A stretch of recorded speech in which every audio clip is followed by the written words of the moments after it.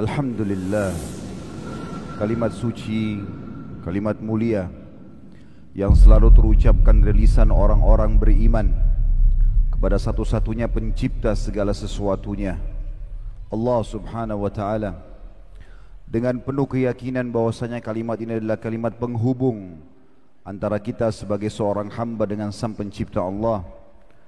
Dan Allah yang maha besar, maha perkasa, maha mulia, maha suci, telah menjanjikan dengan benar-benar janjinya, siapa yang memujinya maka pasti akan ditambah nikmat.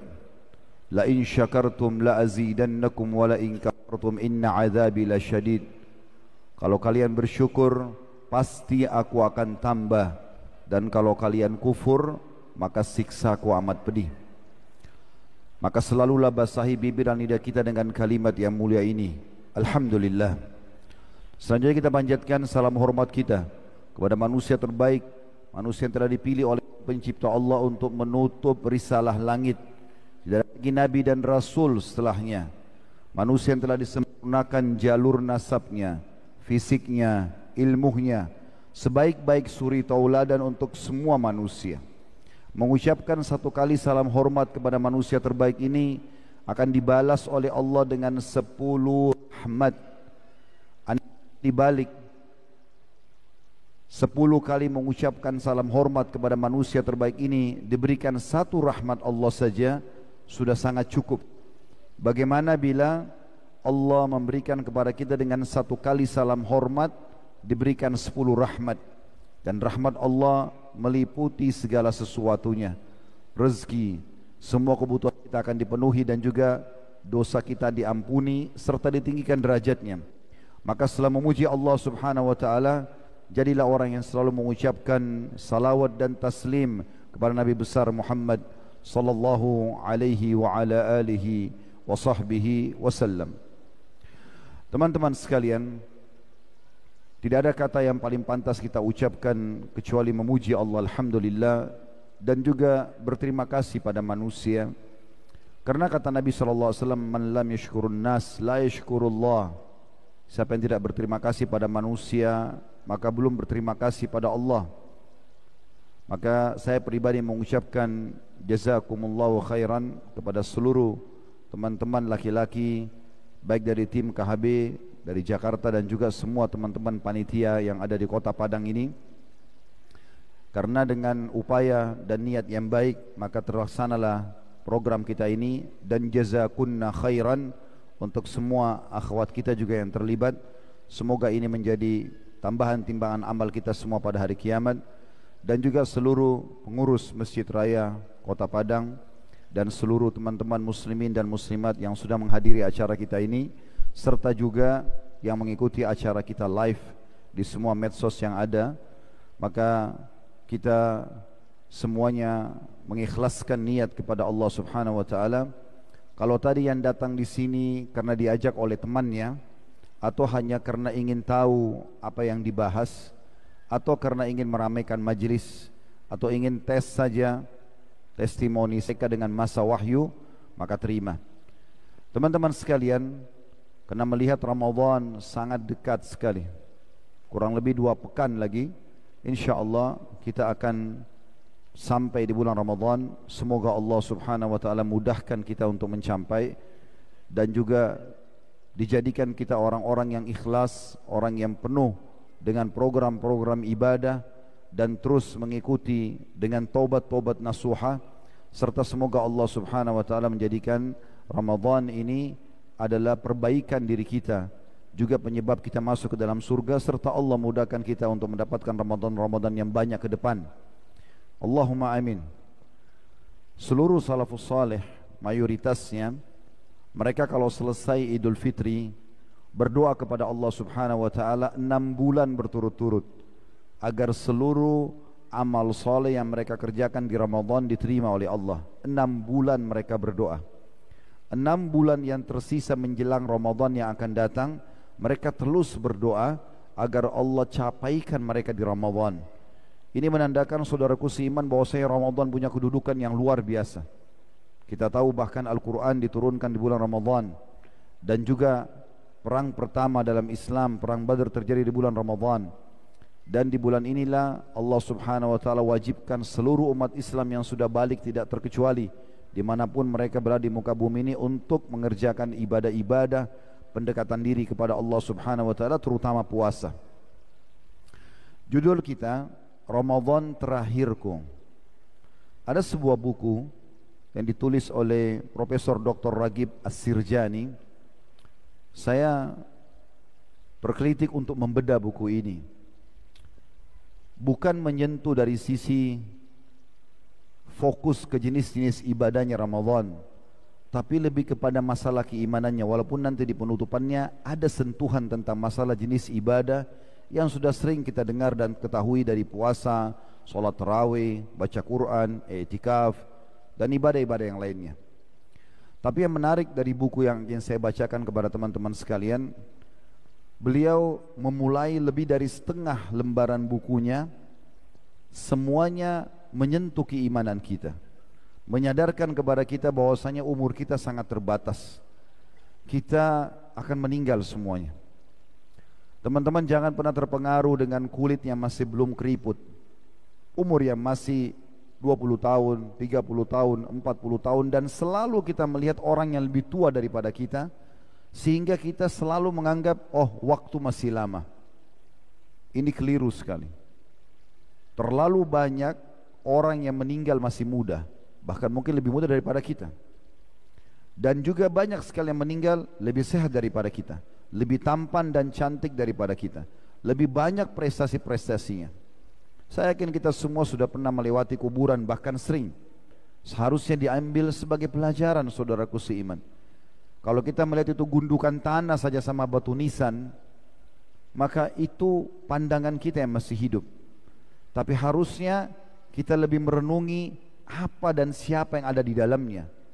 Islam sudah memberikan gambaran kepada kita bahwasanya di dalam kuburan itu ada manusia seperti kita, sama melalui proses melahirkan dari rahim seorang ibu, lahir dari rahim seorang ibu, kemudian anak-anak, kemudian remaja, punya angan-angan dan harapan seperti kita, punya prestasi-prestasi yang ingin dia kejar, mungkin sudah mencapai banyak prestasi yang sangat besar, bahkan banyak di antara mereka sudah menjadi raja-raja dunia, tapi akhirnya mereka juga masuk ke tanah tersebut.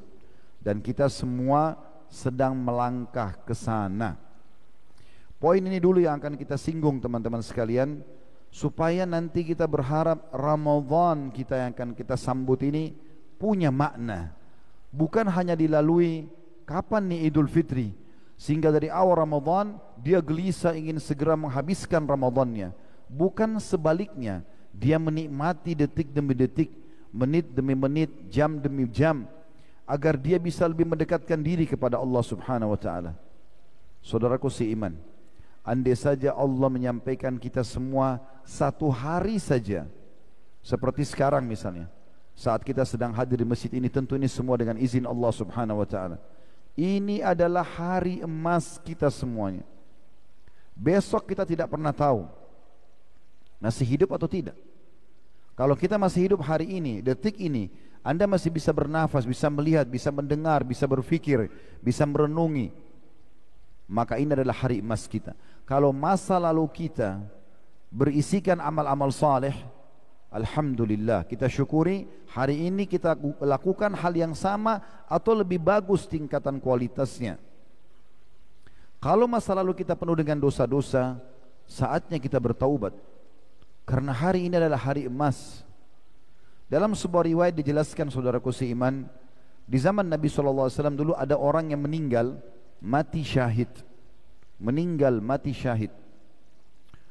Pada saat orang ini meninggal mati syahid, disolati oleh Nabi SAW dan para sahabat, ya. Maka pekan depannya, sepekan saja selisihnya, meninggallah sahabat dia yang sama umurnya, dan bukan meninggal mati syahid, dan bukan meninggal mati syahid. Maka Nabi SAW setelah mensolati jenazah yang kedua berkata, bagaimana menurut kalian tentang jenazah yang baru kita solati ini? Kata para sahabat, ya Rasulullah, semoga dia bisa mencapai derajat sahabatnya yang mati syahid pekan lalu. Kata Nabi SAW, sungguh orang yang baru kita solati jenazahnya ini jauh lebih tinggi derajatnya dibandingkan yang meninggal pekan lalu walaupun itu mati syahid, karena dia sempat beribadah kepada Allah sepekan saja lebih dari temannya. Dan pernah sekali saudaraku seiman, baginda Nabi SAW melewati sebuah kuburan. Lalu beliau berhenti sejenak, beliau mengatakan kepada para sahabat, siapa penghuni kuburan ini? Ada seseorang sahabat yang mengatakan Fulan bin Fulan. Tentu di riwayat tidak disebutkan namanya, cuma dikatakan Fulan bin Fulan. Kata Nabi SAW, demi zat yang jiwaku dalam genggamannya, maksudnya demi Allah, orang ini yang sudah kita sedang lewatin kuburannya, kalau dia dihidupkan lagi, maka 2 rakaat solat lebih dia cintai daripada dunia dan seluruh isinya. Andai saya teman-teman kita wafat, kemudian Allah berikan kita kesempatan 5 menit saja hidup kembali, maka demi Allah kita tidak akan pernah mau kembali ke makanan kesukaan kita. Kita tidak akan cari minuman favorit kita. Kita tidak akan berusaha untuk mengulangi kembali meeting-meeting yang kita lakukan untuk mendapatkan proyek bisnis, atau kembali ke kampus untuk mengejar sarjana kita, atau kumpul dengan istri, suami, anak, atau kumpul sama teman-teman, atau apa saja. Bahkan mungkin kita tidak berharap menghirup lagi oksigen, tapi kita berharap bisa sujud sekali kepada Allah Subhanahu wa taala, berzikir, membaca Al-Quran yang selama ini banyak dilalaikan. Saya akan bacakan apa yang ditulis oleh beliau. Di lembaran-lembaran awal beliau mengingatkan tentang masalah itu. Beranjak daripada sabda Nabi SAW, akthiru dzikra hadhimil ladzat. Perbanyak, kata Nabi, mengingat, menjadikan sebagai pedoman hidup penghancur semua kenikmatan dunia, yaitu masalah kematian. Juga Nabi SAW memerintahkan kita kaum muslimin, tanpa kita dilarang untuk mengejar prestasi dunia. Nabi SAW tidak pernah melarang kita untuk pakai baju yang bagus, berpenampilan yang rapi, bersih. Kita makan yang enak, minum yang enak, punya pekerjaan-pekerjaan yang baik, mencukupi kebutuhan kita, mengharumkan nama kita, punya titel yang banyak. Tidak pernah dilarang, tapi bukan untuk menjadi target utama. Setiap muslim selalu berpikir ada sesuatu yang sangat besar di akhirat sana yang Allah janjikan. Kehidupan yang tidak akan pernah ada penyakit lagi, tidak ada lagi kematian. Semua yang manusia khawatirkan di dunia, di surga sudah tidak ada lagi. Kata Nabi SAW, orang yang masuk surga tidak akan habis masa mudanya. Semua ahli surga berumur 33 tahun, enggak lebih sehari, enggak kurang sehari. Tidak akan pernah beringus, tidak akan pernah meludah, tidak akan pernah buang air besar dan buang air kecil. Makanan dan minuman yang tidak dibutuhkan oleh tubuh mereka akan keluar dalam bentuk keringat yang lebih wangi dari bau kasturi. Kehidupan yang abadi selamanya. Itu yang merupakan target kita. Dalam hadis yang lain beliau mengangkat sabda Nabi SAW, yaitu hadis yang diriwayatkan oleh Imam Bukhari, kun fid dunya ka'annaka gharibun aw 'abirus sabil. Hai muslim, hai muslimah, jadikan dirimu di dunia ini seperti orang yang asing atau hanya lewat saja. Dalam riwayat yang lain kata Nabi SAW, ada apa aku dengan dunia? Dunia ini, aku ibaratnya di dunia ini seperti seorang musafir yang penat, capek, lalu mampir di bawah sebuah pohon, menghilangkan sejenak penat itu, lalu kemudian aku akan pergi. Abdullah bin Umar radhiyallahu anhu menanggapi sabda Nabi SAW ini, lalu mengatakan dalam statement yang masyhur, idza amsayta fala tantadhirus sabah. Kalau kau tiba di sore hari kayak kita sekarang, jangan pernah tunggu besok pagi. Belum ada janji, belum ada jaminan kita masih bisa hidup. Wa idza asbahta fala tantadhiru masa. Kalau kau tiba besok pagi, jangan tunggu lagi sorenya. Kita ini teman-teman bukan ulang tahun seperti banyak orang melakukan dengan mengikuti acara-acara orang non-muslim merayakan ulang tahun. Kita ini ulang detik, bukan ulang tahun. Per detiknya kita ini dihitung. Bisa detik ini kita bernafas, 1 detik, 2 detik setelahnya kita meninggal. Apa jaminannya? Coba Anda melihat rumah sakit, mana yang lebih banyak? Orang yang ada di dalam rumah sakit yang sedang dirawat atau orang yang lulalang di pinggir jalan? Kita akan temukan lebih banyak orang yang lulalang di pinggir jalan. Artinya lebih banyak orang yang meninggal tanpa sakit. Jadi kalau selalu mengkhayal nanti saya sakit, masuk ICU baru meninggal, itu keliru besar. Detik ini di ruangan ini kita bisa meninggal. Saya pun bisa meninggal. Mungkin di ujung masjid ini tiba-tiba ada malaikat Anda tidak lihat, saya yang saksikan, lalu dicabutlah roh saya.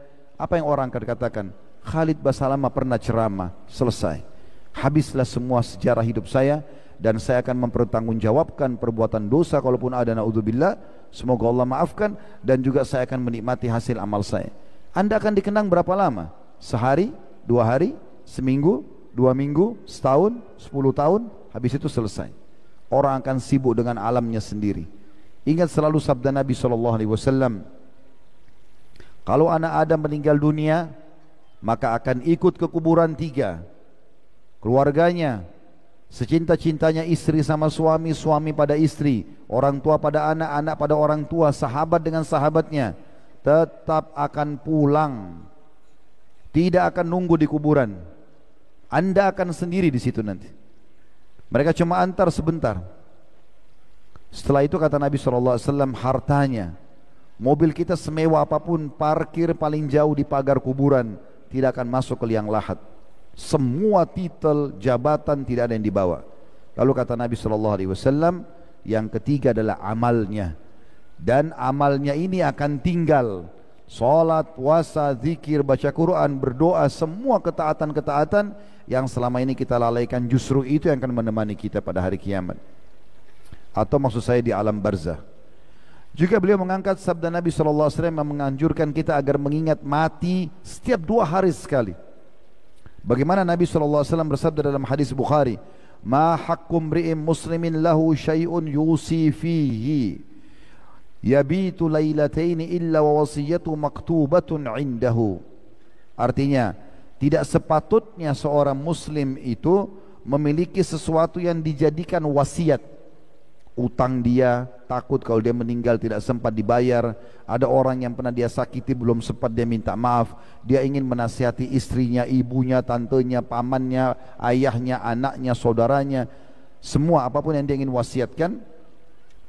Kata Nabi SAW, tidak sepatutnya seorang muslim yang memiliki sesuatu yang dijadikan wasiat melebihi 2 malam, kecuali wasiat itu sudah tertulis di sisinya. Wasiatkan, taruh di bawah bantal Anda, tulis di handphone, memo handphone Anda. Kita tidak pernah tahu kapan kita meninggal, sehingga jangan sampai kita kena hadis Nabi SAW bahwasanya ruh orang mukmin tergantung antara langit dan bumi selama utangnya masih belum dibayar.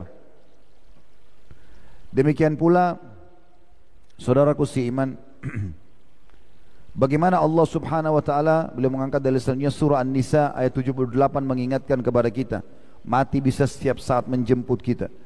Dan itu sangat misterius. Bunyinya a'udzubillahi minasyaitonirrajim, aina ma takunu yudrikumul maut walau kuntum fi burujim musyayyadah.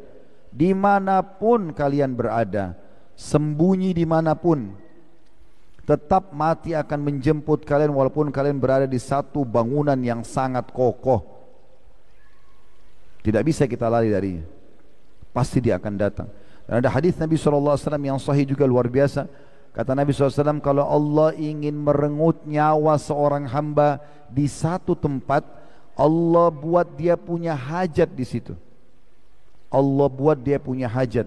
Maka dia ingin bisnis ke sana, ingin ketemu orang, dia pun pergi ke sana, lalu direngutlah nyawanya di sana.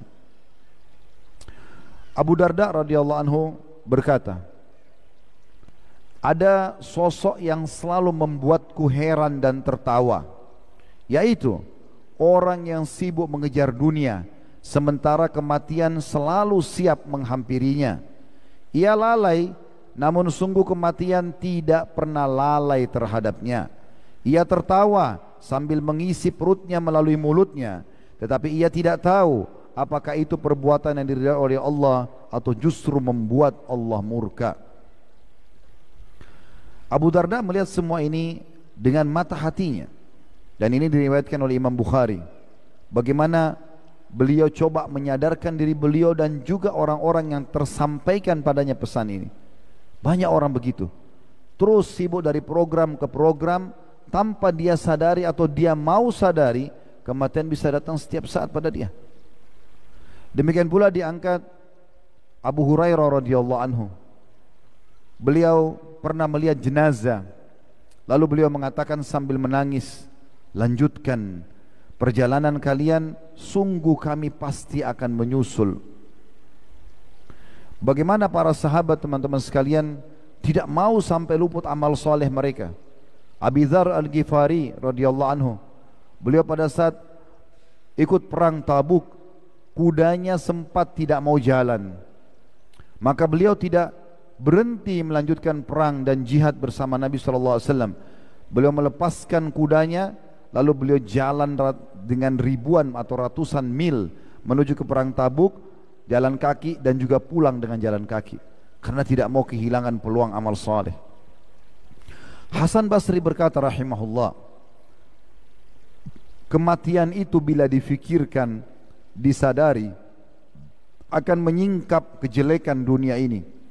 Tidak sedikit pun dunia menyisakan kebahagiaan bagi orang yang berakal. Bagaimana Makhul rahimahullah, seorang salafus saleh yang saleh, dia pada saat melihat jenazah dia mengatakan, lanjutkan, bawa jenazah ini segera. Sungguh kami pun sedang berjalan menyusul jenazah ini. Sebuah nasihat yang sangat mengena lagi singkat. Maksudnya kalau jenazah sedang lewat, ini sebuah nasihat yang singkat tapi harusnya mengena. Lihat bagaimana pekahnya mereka. Kita sudah berapa kali teman-teman lihat jenazah tapi tidak pernah peduli dengan masalah itu. Bahkan kadang-kadang ada seseorang di antara kita naik kendaraan bersama temannya, motor atau mobil, kecelakaan, temannya mati depan mata dia, dia masih selamat, tidak juga membuatnya sadar. Seakan-akan dia cuma mengatakan syukur saya tidak mati bersama teman. Padahal setiap saat bisa terjadi pada dia. Allah memberikan dia selamat sebenarnya supaya dia masih punya waktu untuk taubat. Pada saat terjadi tsunami dan longsor besar di beberapa wilayah di Indonesia, saya sempat lihat cuplikan, ada beberapa orang mengambil cuplikan pendek dari masyarakat yang sempat selamat. Ada satu anak muda dengan polosnya dia ceritakan, dikatakan apa yang terjadi di sini.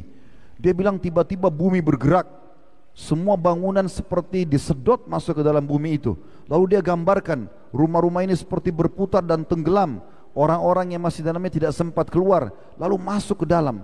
Dan hampir semua orang tidak bisa lolos. Bukan cuma manusia, bukan cuma rumah mereka, hewan-hewan juga semua tersedot. Lalu kemudian setelah mereka tertimbun ke tanah dan wafat manusia-manusia tersebut, seperti dimuntahkan kembali oleh bumi dan keluar.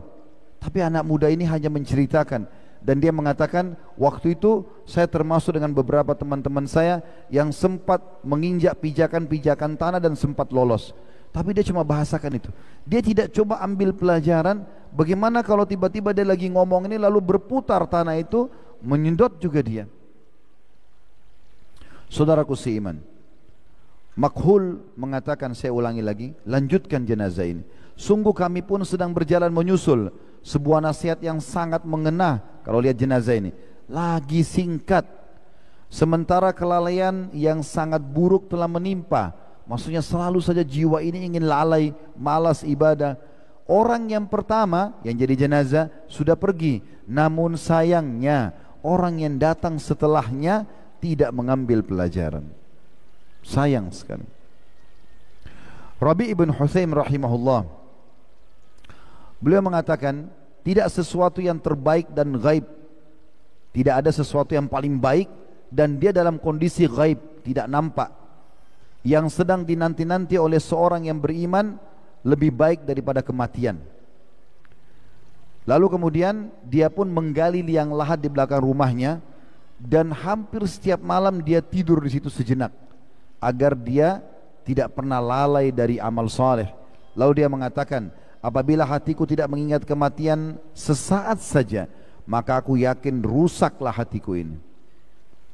Muhammad bin Wasi' rahimahullah, beliau mengatakan waktu ditanya, bagaimana kabar anda pagi ini? Maka dia mengatakan, bagaimana menurutmu kabar seseorang yang berjalan langkah demi langkah setiap hari menuju ke akhirat? Begitulah mereka teman-teman sekalian, para kaum salafus saleh. Terus mereka jadikan kematian sebagai setir kehidupannya. Selalu dia sadari fakta ini akan datang kepada dia, sehingga dia selalu punya persiapan.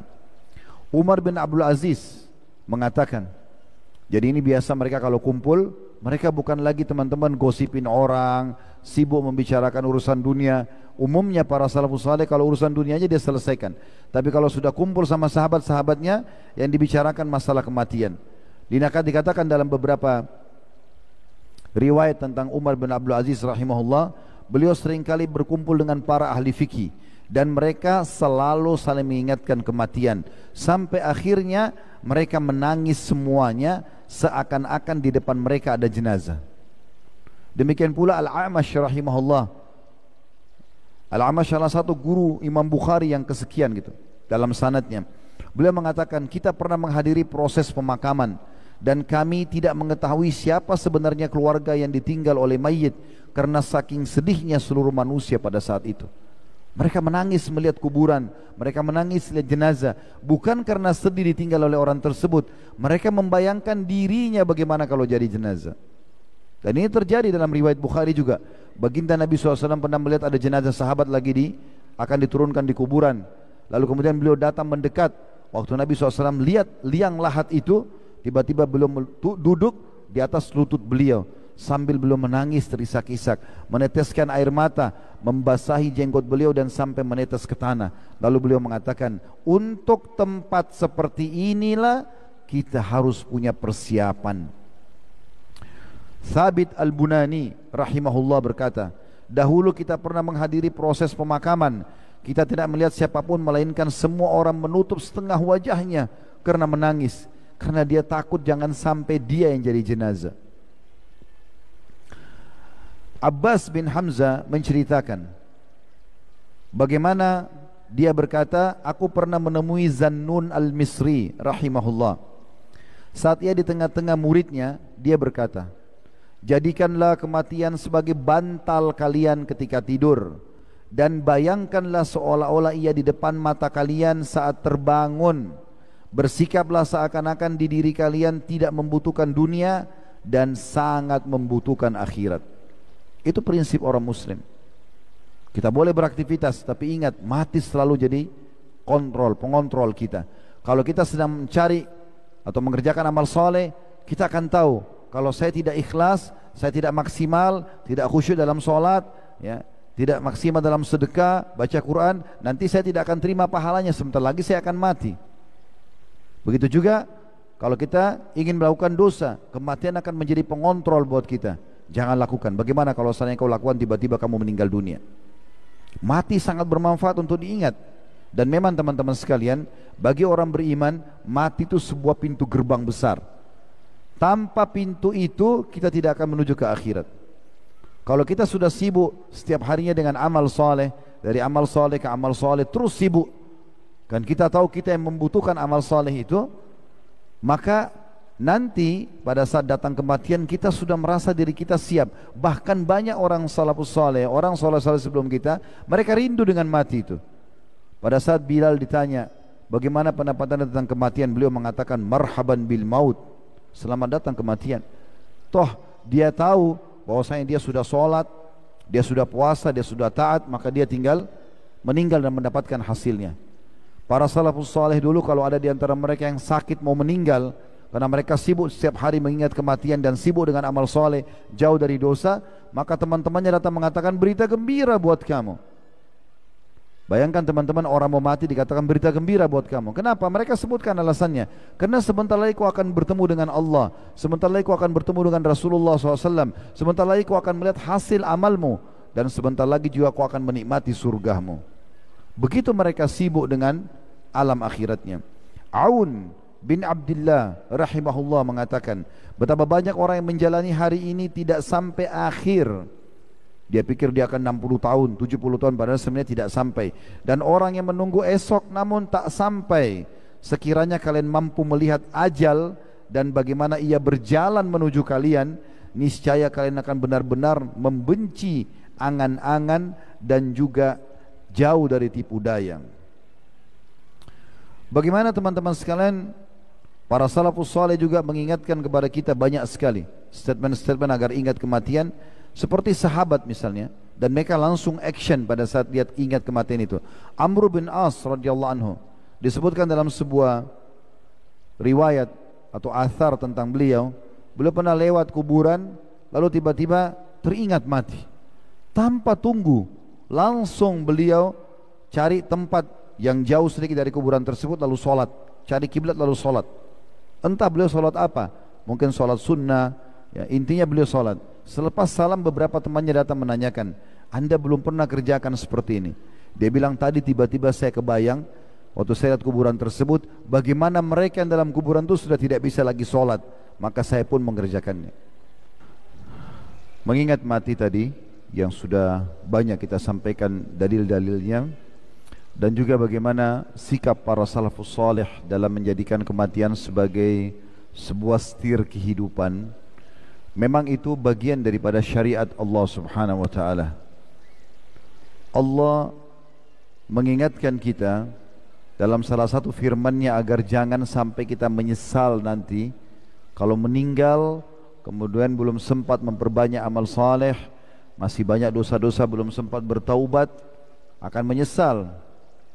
Allah menyebutkan dalam Al-Quran, dalam surah Al-Mu'minun ayat 99 sampai ayat 100. Ini umumnya Allah buka kepada kita pernyataan dan perkataan orang-orang yang sedikit sekali amalnya atau banyak dosanya, terlebih lagi kalau sudah sampai orang kafir. A'udzu billahi minasyaitonir rajim. Al-Mu'minun ayat 99 sampai 100. Hatta idza jaa ahadahumul maut qala rabbirji'un la'alli a'malu salihan fima taraktu kalla innaha kalimatun huwa qailuha wa min waraihim barzakhun ila yaumi yub'atsun. Artinya, demikianlah keadaan orang-orang kafir itu hingga apabila datang kematian kepada mereka, maka dia akan berkata, ya Tuhanku, kembalikanlah aku ke dunia agar aku berbuat amal saleh terhadap apa yang telah aku tinggalkan. Sekali-kali tidak akan pernah. Sesungguhnya itu hanya perkataan yang diungkapkan saja, dan di hadapan mereka ada dinding atau barzakh di kuburan sampai hari mereka akan dibangkitkan nanti. Kita memang umat Islam, umat yang cinta dengan kematian, umat yang selalu merindukan akhirat. Kalau ada di antara kita yang hadir sini belum berpikir seperti itu, harus mengoreksi dirinya. Kapan kita tidak pernah berpikir akhirat, tidak pernah berharap mati supaya bisa menerima hasil daripada amal soleh kita, meraih apa yang Allah janji, surga yang mulia dengan berbagai macam fasilitasnya, maka ini ada keraguan dalam keimanannya. Makanya Khalid bin Walid radhiyallahu anhu pada saat membawa pasukan muslimin ke depan Hurmuz, pimpinan perang pasukan perang Persia, dia mengatakan, aku membawa kepadamu orang-orang yang mencintai kematian sebagaimana kamu dan pasukanmu mencintai kehidupan. Setiap orang beriman pada saat masuk ke kancah jihad, yang dikejar adalah mati, dan mereka sedih kalau pulang tidak meninggal. Kalau mereka pulang bawa kemenangan itu nomor 2, tapi nomor 1-nya bagaimana mereka mati. Ini memang tujuan syariat, teman-teman sekalian. Orang yang menjadikan mati sebagai pegangan hidupnya, dia akan terus terawasi. Sekarang kita masuk dalam sambutan Ramadan. Judul ceramah kita, Ramadan terakhirku. Mungkin benar. Siapa tahu memang ini Ramadan terakhir kita. Bukan berdoa kepada Allah, tapi kalau Ramadan ini Anda bisa dapatkan, Ramadan depan mungkin Ramadan terakhir. Kalau masih dapat, Ramadan setelahnya Ramadan terakhir, dan pasti akan ada ujungnya. Semua aktivitas kita dalam keseharian, saudaraku seiman, seperti tadi pagi Anda bangun, kemudian mulai beraktivitas umumnya. Kalau dia rajin sholat, dia sholat subuh misalnya, kemudian dia sarapan, mulai dia aktivitas yang bekerja, yang masak, yang segala macam. Kemudian sampai siang, kemudian sore, malam seperti ini, lalu sebentar kita tidur, ini akan ada akhirnya. Enggak selamanya begini. Jangan terus lalai ini. Saya datang dari Jakarta, teman-teman di sini duduk di masjid di depan Anda ini bukan untuk meramaikan majelis. Kita tes-tes saja nih, kita seremoni saja, tidak. Saya sudah bilang tadi di awal materi kita, jangan lihat yang berbicara, tapi apa yang disampaikan. Allah yang menggerakkan kaki-kaki Anda semua hadir malam ini di sini. Allah juga yang menggerakkan saya untuk datang dari Jakarta. Saya tidak pernah berpikir untuk mengatur jadwal ini jauh sebelumnya. Ini tiba-tiba saja. Tadinya kami ada pelatihan untuk teman-teman mahasiswa di kampus Universitas Putra Bangsa, ya. Atau diminta jadwal, mungkin pemerintah kita izinkan, mungkin Masjid Raya bisa, ayo kita khutbah Jumat sekaligus kita coba pengajian. Tiba-tiba saja, seperti Allah sudah mengatur semua teman-teman sekalian. Beruntung sekali saya dan Anda ini, saya terutama, kalau mengambil pelajaran apa yang kita sampaikan. Jangan selalu dibisikin syaitan lagi dengar ceramah, oh mati, saya udah tahu. Bukan itu. Sadarkan diri kita, kalau kita masih belum tersentuh, berdoa kepada Allah SWT di tempat yang mulia ini, di masjid ini berdoa, ya Allah, kenapa hati hamba belum tersentuh? Kalau sudah tersentuh, ya Allah, buat hamba jadikan kematian ini benar-benar sebagai ajang untuk hamba rajin beribadah kepadamu, bertobat dari dosa-dosamu. Itu harus dilakukan. Penting sekali teman-teman sekalian untuk difahami masalah ini. Kemudian penulis di sini, saya sudah sebutkan yang namanya Profesor Dr. Ragib As-Sirjani dalam buku beliau Ramadan terakhir, boleh mulai masuk. Coba bayangkan kalau Ramadan ini adalah Ramadan terakhir kita. Dimulai dari sholat 5 waktu. Coba introspeksi diri. Selama ini masjid banyak sekali di negara kita ini. Apalagi di kota-kota kayak begini yang mayoritas muslim, Masya Allah.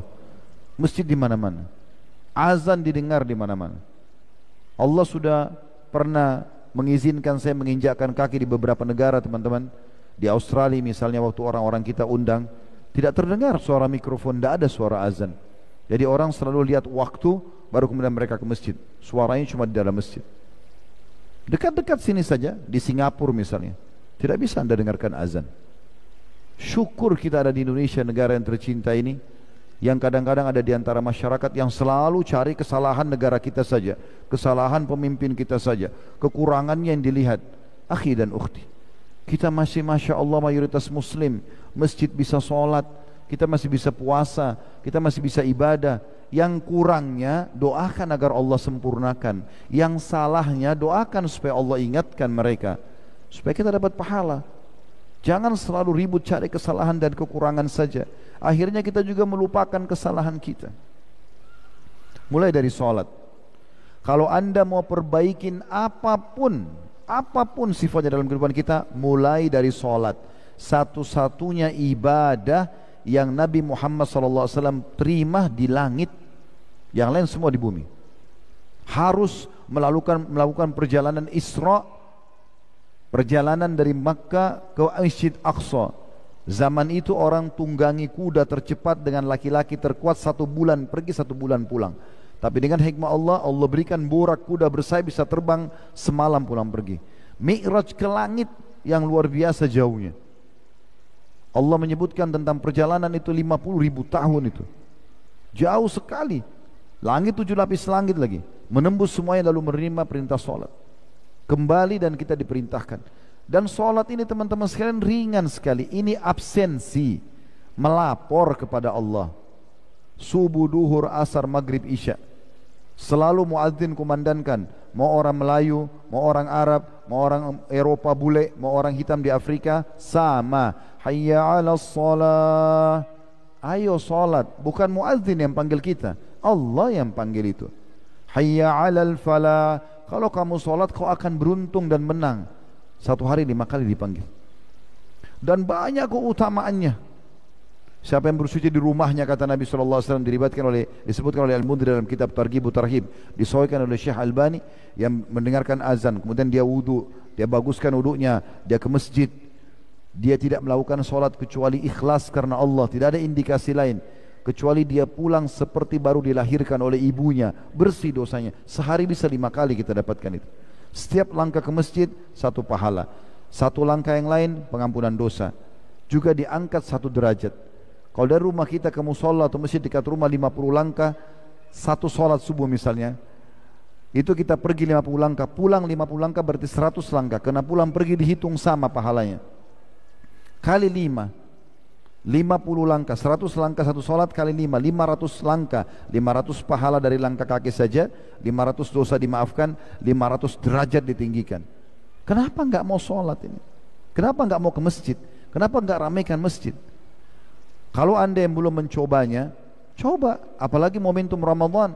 Kalau Ramadan saja bulan yang satu dunia ini, semua umat Islam sibuk beribadah, anda juga tidak baik, lalu kapan mau baiknya? Kapan kira-kira mau baik? Dan apa jaminannya Ramadan akan datang kita masih hidup? Kita tidak tahu. Mungkin anda yang hadir sini mengatakan, oh Ustaz bahas masalah orang yang belum ke masjid. Saya sudah ke masjid. Yang sudah ke masjid juga, jadikan bahan introspeksi diri. Selama ini sudah jalankan belum hadis Nabi SAW, siapa yang tidak ketinggalan takbiratul ihram imam 40 hari, subuh, duhur, asar, maghrib, isya, imam Allahu Akbar, dia Allahu Akbar, enggak pernah masbuk 40 hari, maka Allah akan selamatkan dia dari 2 masalah, diselamatkan dari neraka dan diselamatkan dari kemunafikan. Sudah belum ini? Coba programin, minimal sekali seumur hidup, coba 40 hari non-stop, imam Allahu Akbar, Allahu Akbar di belakangnya. Dan laki-laki saf pertama, tidak mungkin dapat saf pertama kalau anda telat datangnya. Setiap waktu masuk sholat, sebelum azan, anggap itu sesuatu yang paling penting dalam hidup anda. Semua tinggalkan. Azan anda sudah di masjid, bukan tunggu azan selesai baru ke masjid, supaya anda dapat sholat qabliyah, doa di antara azan yang mustajab. Saya mau begini teman-teman, coba kalau gubernur kita atau wali kota misalnya mengatakan kepada anda, siapa yang datang, saya buka kantor saya 15 menit atau setengah jam waktu. Yang datang di waktu itu misalnya jam 12 sampai jam 12.30, apa saja yang dia minta saya akan mudahkan urusannya. Mungkin ada yang mau supaya tanahnya dibebasin, dinaikkan jabatannya atau apa saja, saya yakin akan antri. Itu manusia, saudaraku. Sang pencipta Allah, pencipta langit dan bumi ini mengatakan melalui lisan Nabi Muhammad SAW, antara azan dan iqamat tidak ditolak doa. 5 menit ini. Kenapa masih sibuk dengan handphone, masih sibuk ngobrol sama teman, baru mau wudu? Kenapa enggak gunakan ini, maksimalkan? Lupakan semua aktivitas, doa diijabah. Minta masuk ke dalam surga, minta selamat dari neraka, minta dipanjangkan umur di atas ketaatan. Ingat, berdoa agar nikmat Allah dipertahankan jauh lebih mulia di sisi Allah daripada sudah punya masalah baru minta diberikan jalan keluar. Teman-teman sekarang lagi sehat begini, lalu bilang ya Allah pertahankan kesehatan saya, lebih afdal daripada anda sudah sakit baru bilang ya Allah sembuhin saya. Jadi tidak ada alasan. Jangan anda bilang, oh saya kan belum sakit, untuk apa saya mau berdoa? Masa tunggu sakit baru berdoa? Apa kata Nabi SAW dalam hadis sahih, kenali Tuhanmu di waktu kamu lagi lapang, justru lagi sehat, lagi segala macam. Dia akan mengenalimu di saat kau susah. Ingin masalah anda dipecahkan pada saat lagi susah, kenal Allah di saat lagi lapang. Itu antara azan iqamah. Lebih lagi teman-teman, solat itu kita hitung sehari 5 kali, 10 menit saja satu solat. Kita ada kerjakan tidak lebih dari 10 menit. Berarti kita memakai 50 menit dari waktu kita. Allah berikan kita dalam sehari 24 jam. Kalau dikurangi 50 menit, anda masih punya 23 jam plus 10 menit. Silakan aktivitas yang lain selama bukan haram. Salat akhi dan ukhti. Azan, komitmen mulai sekarang bubar dari sini, enggak ada aktivitas lain. Kalau perlu sebelum azan sudah ada di masjid. Kalau sudah kerjakan sekali, hari kedua, hari ketiga, selama ajal belum datang, terus komitmen. Penuhi masjid-masjid itu. Bayangkan kata Nabi SAW dalam hadis yang sahih. Beliau mengangkat hadis Bukhari, salatul jama'ati afdalu min salatil fadhi bi 27 darajah. Salat berjamaah lebih afdal daripada salat sendiri 27 derajat. Kata Ibnu Abbas radhiyallahu anhu, satu derajatnya ya, itu 12.000 tahun. Dalam beberapa asar dikatakan berapa banyak derajat yang kita kehilangan nih gara-gara kelalaian. Beda pahalanya orang yang pas takbiratul ihram imam dia sholat dengan orang yang masbuk 1 rakaat, orang yang masbuk 2 rakaat, orang yang kehilangan jemaah pertama, jemaah kedua, beda pahalanya. Beda dari awal. Dan ini harus kita, kalau anda sudah, harus kita prioritaskan. Kalau anda sudah lakukan ini, prioritaskan sholat itu, maka semuanya akan aman, yang lain akan baik.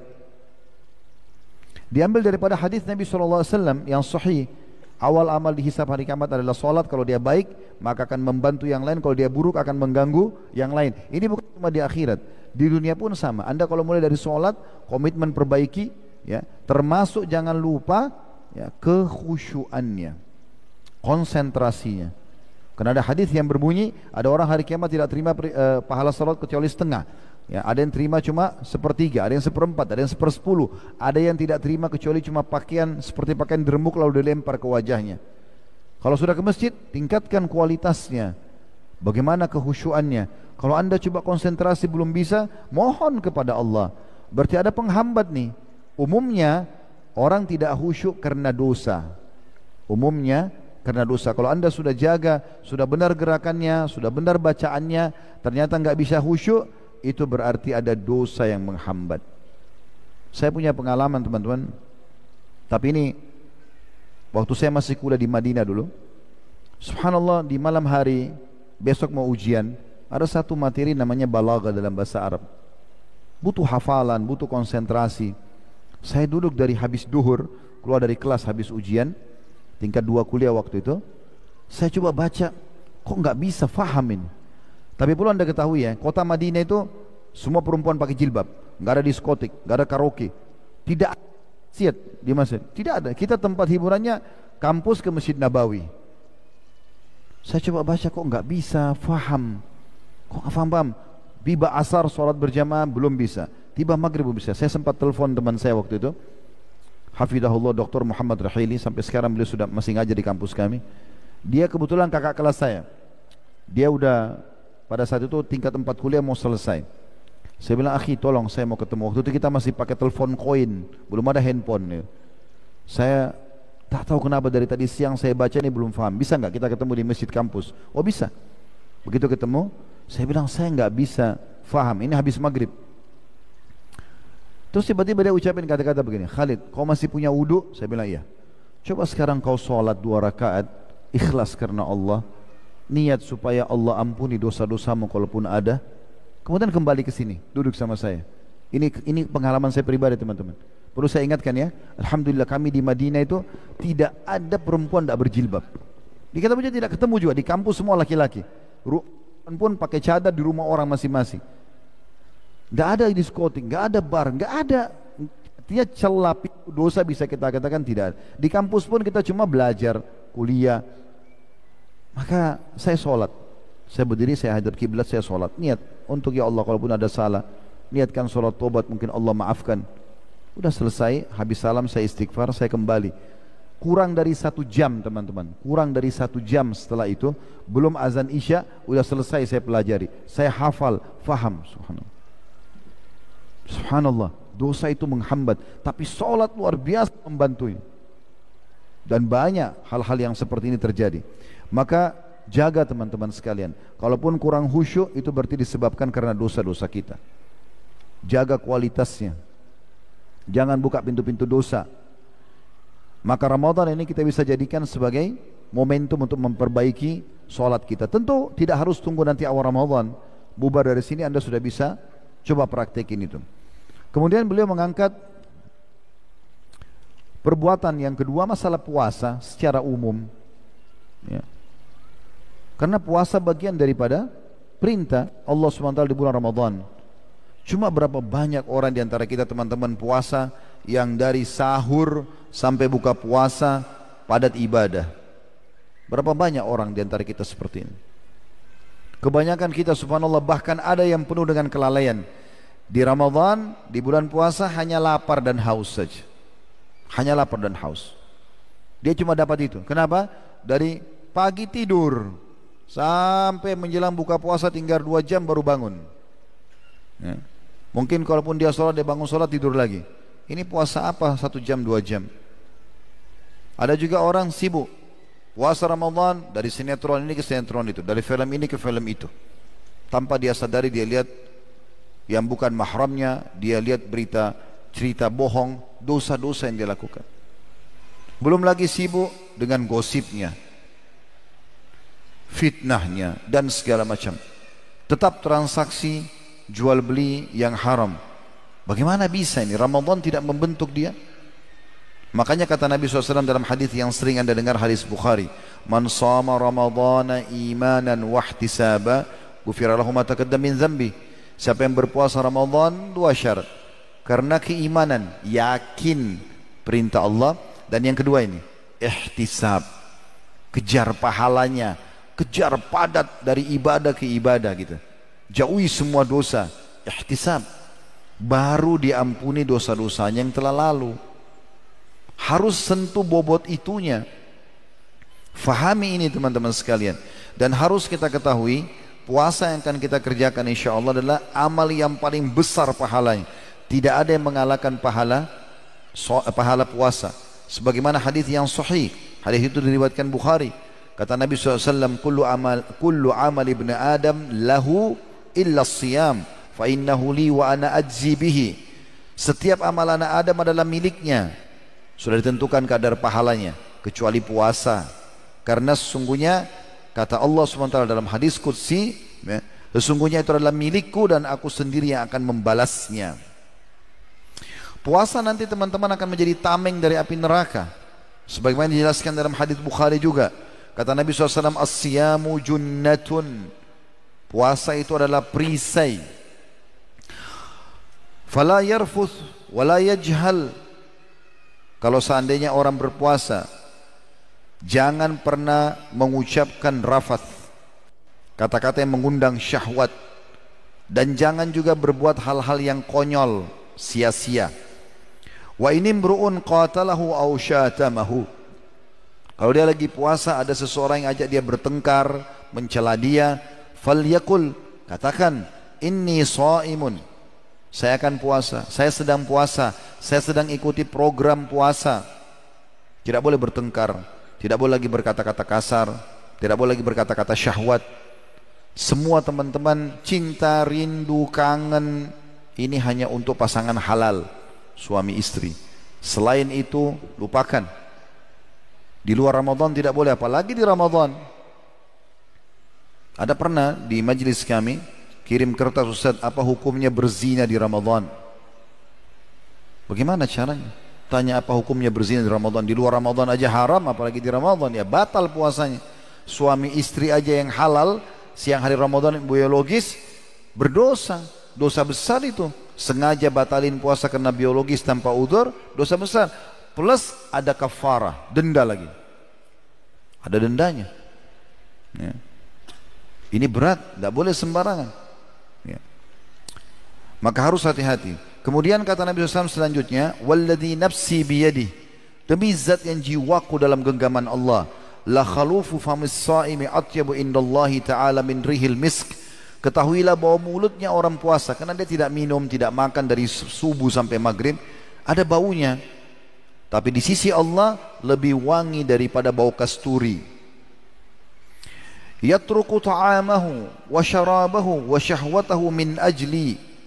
Kata Allah SWT, dia meninggalkan makanannya, minumannya, syahwatnya karena aku. Jadi bukan karena gak enak sama teman, gak enak sama orang tua, gak enak sama lingkungan, gak enak sama atasan.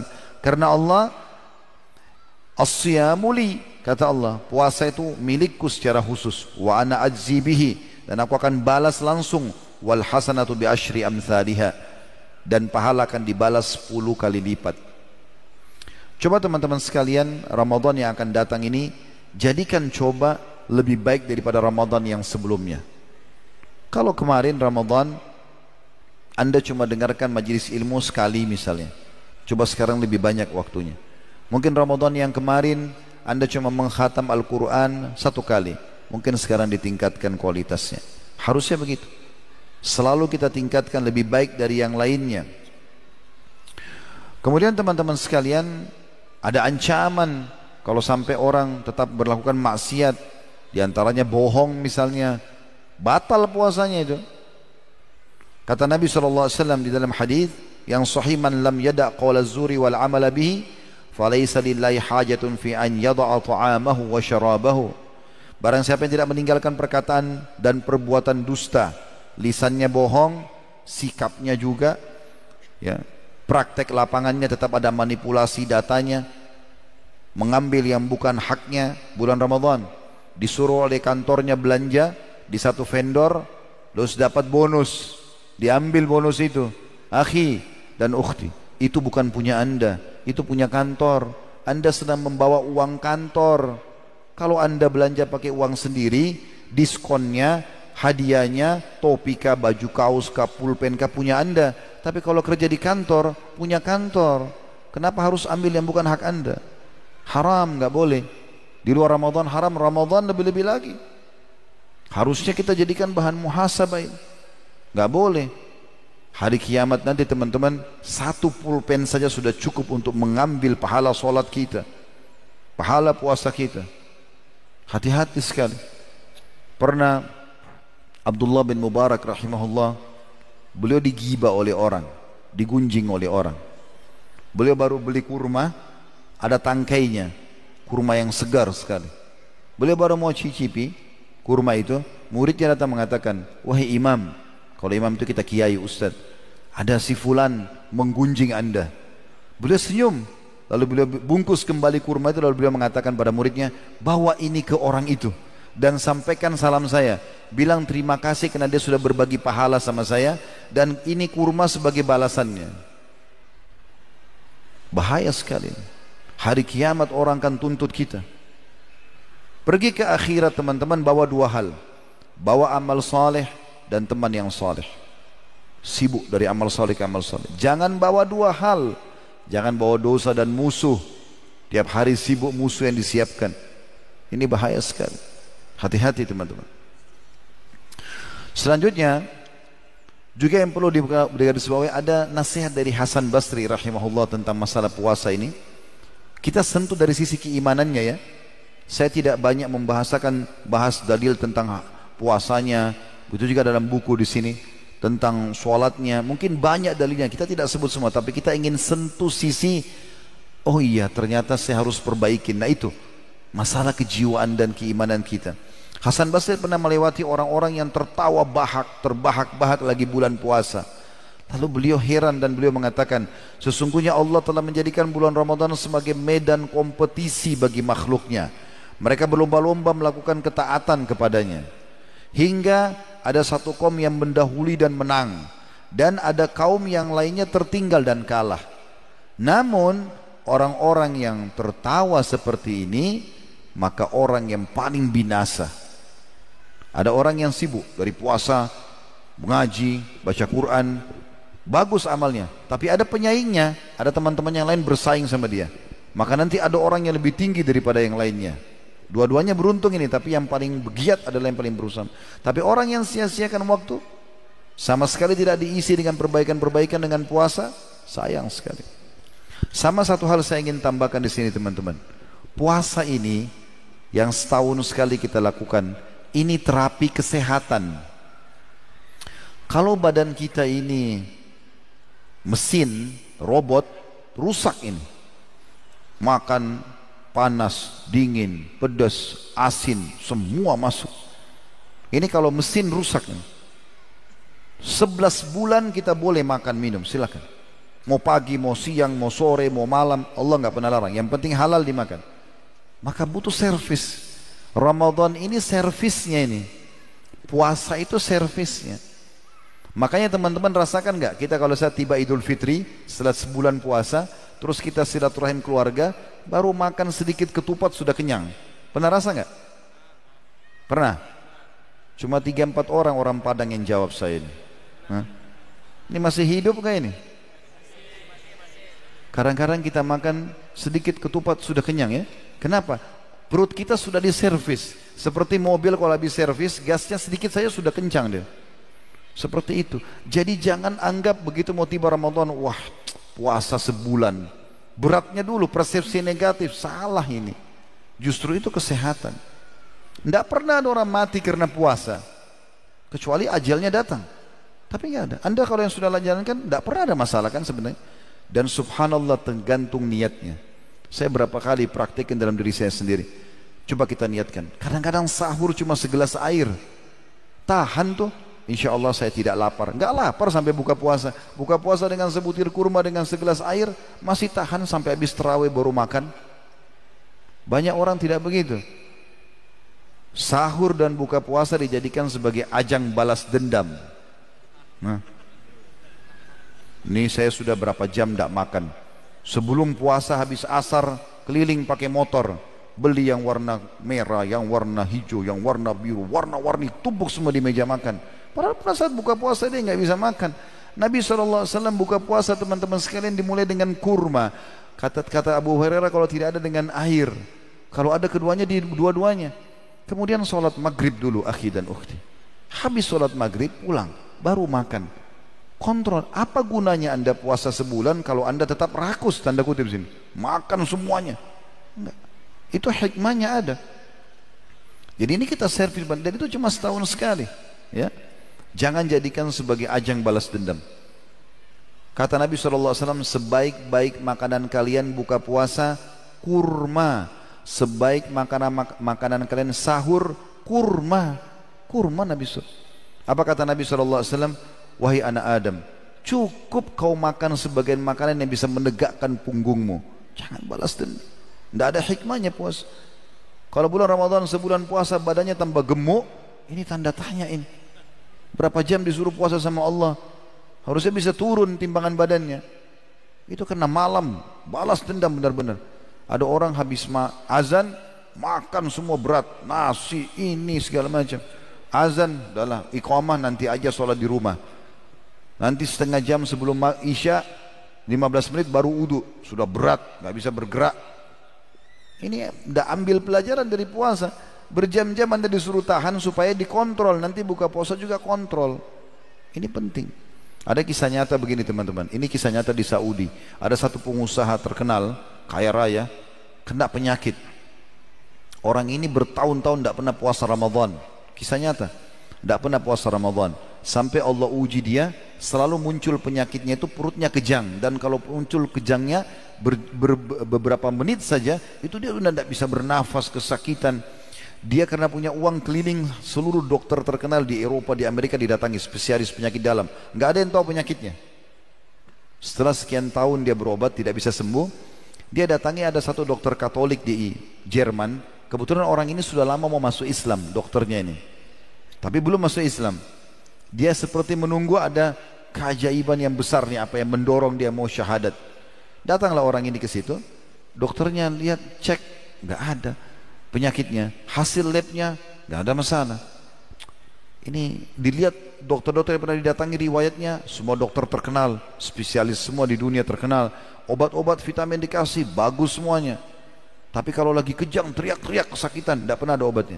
Tiba-tiba dokternya bilang begini, saya tanya, Anda agama apa? Dia bilang, saya Muslim, kata yang sakit ini. Dia orang Saudi. Kata dokternya, saya tahu, waktu itu kebetulan bulan Sya'ban kayak kita sekarang menjelang Ramadan. Saya tahu di agama Anda ini kan ada puasa ya, setahun sekali puasa Ramadan.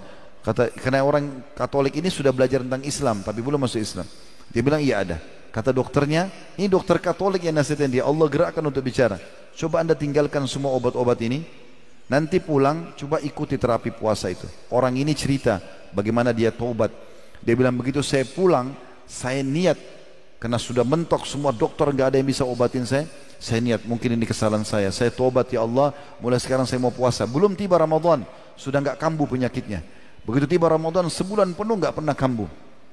Setelah Idul Fitri dia kembali ke dokternya, dia ucapkan terima kasih, ternyata mungkin memang ini peringatan dari Allah kepada saya. Kata dokternya, saya sebenarnya sudah lama mempelajari Islam. Dia keluarkan dari lacinya ada Quran terjemahan dalam bahasa Jerman, tapi saya belum tersentuh. Sekarang saya buktikan. Lalu dia syahadat gara-gara itu. Kita tidak tahu ada hikmah ilahi apa di puasa itu. Jangan selalu mulai dengan persepsi negatif. Oh kalau saya puasa saya loyo, niatnya loyo, ya loyo benar. Innamal a'malu bin niat, semua dengan niat. Itu kan sugestinya. Kalau sugestinya baik maka tidak ada masalah. Tahan tidak lapar, Kalau makan sahur banyak makan, mungkin sebentar jam 11 saya lapar, lapar benar. Nanti jam 12 haus, haus benar. Tapi kalau tidak niat begitu, tidak insya Allah. Yang ketiga, masalah sholat tarawih. Ini juga banyak dilalaikan oleh banyak kaum muslimin. Hari pertama, hari kedua penuh masjid.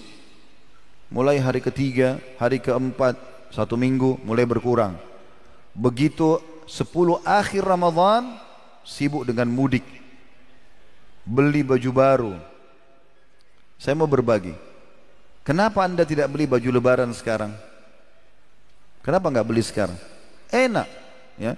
Belum ada puasa, anda haus tinggal beli air, beli minuman, habis beli baju, anda bisa mampir makan. Beli sekarang. Kenapa harus tunggu 10 terakhir Ramadan, hari emasnya Ramadan? Ada malam Lailatul Qadar lebih baik daripada 1000 bulan, atau sama dengan 83 tahun plus 4 bulan. Sekali anda katakan Subhanallah Lailatul Qadar, sama mengucapkan Subhanallah 83 tahun plus 4 bulan. Baca satu ayat Al-Quran sama dengan 83 tahun plus 4 bulan, dan seterusnya. Kenapa harus 10 terakhir Ramadan? Kadang-kadang bahkan tidak dapat pakaian. Kenapa enggak sekarang?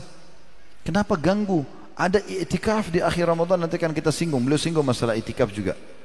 Tapi yang kita singgung masalah sholat tarawih. Di Indonesia itu sering kalau awal Ramadan rame, masjid-masjid besar. Seminggu, 10 hari mulai berkurang, hilang semuanya. Mana ini? Kenapa enggak dikerjakan? Sholat tarawih, tarawih artinya santai ya. Qiyam Ramadan, Qiyamul Lail, tahajud, hampir sama, semua sholat malam itu. Cuma beda-beda istilah. Kalau di Ramadan dikatakan tarawih, santai. Kenapa santai? Karena habis ba'diyah isya kita sudah bisa sholat malam. Jadi orang Islam yang sepanjang tahun tidak sholat malam bisa tercatat di buku amalnya sholat malam di waktu itu. Kalau Ramadan aja nggak mau sholat malam, lalu kapan mau sholat malam nih? Rame-rame semua masjid, mikrofonnya kedengaran, lewat saja. Sibuk dengan makanan, sibuk dengan duduk di pinggir jalan. Kenapa? Sampai kapan mau lalai? Kata Nabi SAW, man qama ramadhana imanan wa ihtisaba, ghufira lahu ma taqaddama min dzambi. Siapa yang mendirikan malam Ramadan karena keimanan, yakin perintah Allah, biar satu dunia enggak kerjain, saya akan kerjakan. Itu namanya keimanan. Ihtisab, mengharapkan pahalanya, semangat mengejarnya, maka dibersihkan dosanya yang lalu. Kerjakan ini. Sayang sekali kalau tarawih tidak dilakukan, ya. Dan anda bisa memilih minimal rakaatnya sebenarnya 2.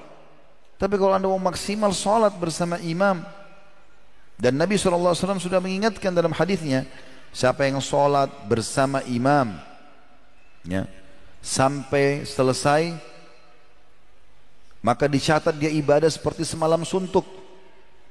Kenapa enggak tunggu 8 rakaat? Bisikan syaitan seakan-akan berat. Kalau anda bilang, kan Ustaz, syaitan kan dibelenggu di Ramadan. Ingat, dibelenggu bukan berarti tidak bisa goda. Karena dalam riwayat dikatakan para maradatul jin, jin-jin yang jahat dibelenggu, sehingga mereka tidak leluasa menggoda seleluasa di luar Ramadan. Berarti masih menggoda, cuma tidak kuat. Teman-teman, Ramadan ini pembenahan iman. Kalau syaitan dibelenggu, ibaratnya begini, kalau saya atau kita lomba lari, syaitan di sebelah kita, tapi dia diikat, dibelenggu. Tahu makna belenggu ya? Leher diikat, kedua tangan diikat, kedua kaki diikat. Itu namanya belenggu, gak bisa bergerak. Syaitannya diikat. Jadi rival kita, lawan kita ini lagi dibelenggu. Anda ndak usah lari, jalan aja bisa menang di Ramadan itu. Di luar Ramadan godaannya kuat, tapi di Ramadan dia lemah, tetap bisa menggoda tapi lemah. Kalau anda jalan santai saja, begitu tiba Idul Fitri, jarak anda sama syaitan 1 bulan. Ada banyak umat Islam begitu tiba Idul Fitri, subhanallah, seperti lepas tanda kutip dari penjara ibadah. Tiba Idul Fitri, alhamdulillah. Kenapa? Alhamdulillah tidak puasa lagi. Alhamdulillah tidak lagi tarawih, tidak lagi baca Quran. Oh, sudah boleh pacaran, sudah boleh buka jilbab. La haula wala quwata illa billah. Di training 1 bulan jadi orang rusak. Harusnya alhamdulillah saya terapkan sekarang. Makanya Nabi SAW segera ikat umatnya dengan mengatakan, siapa yang berpuasa Ramadan diikuti 6 hari dari bulan Syawal sama dengan puasa setahun, supaya jangan kendor imannya. Ayo puasa lagi.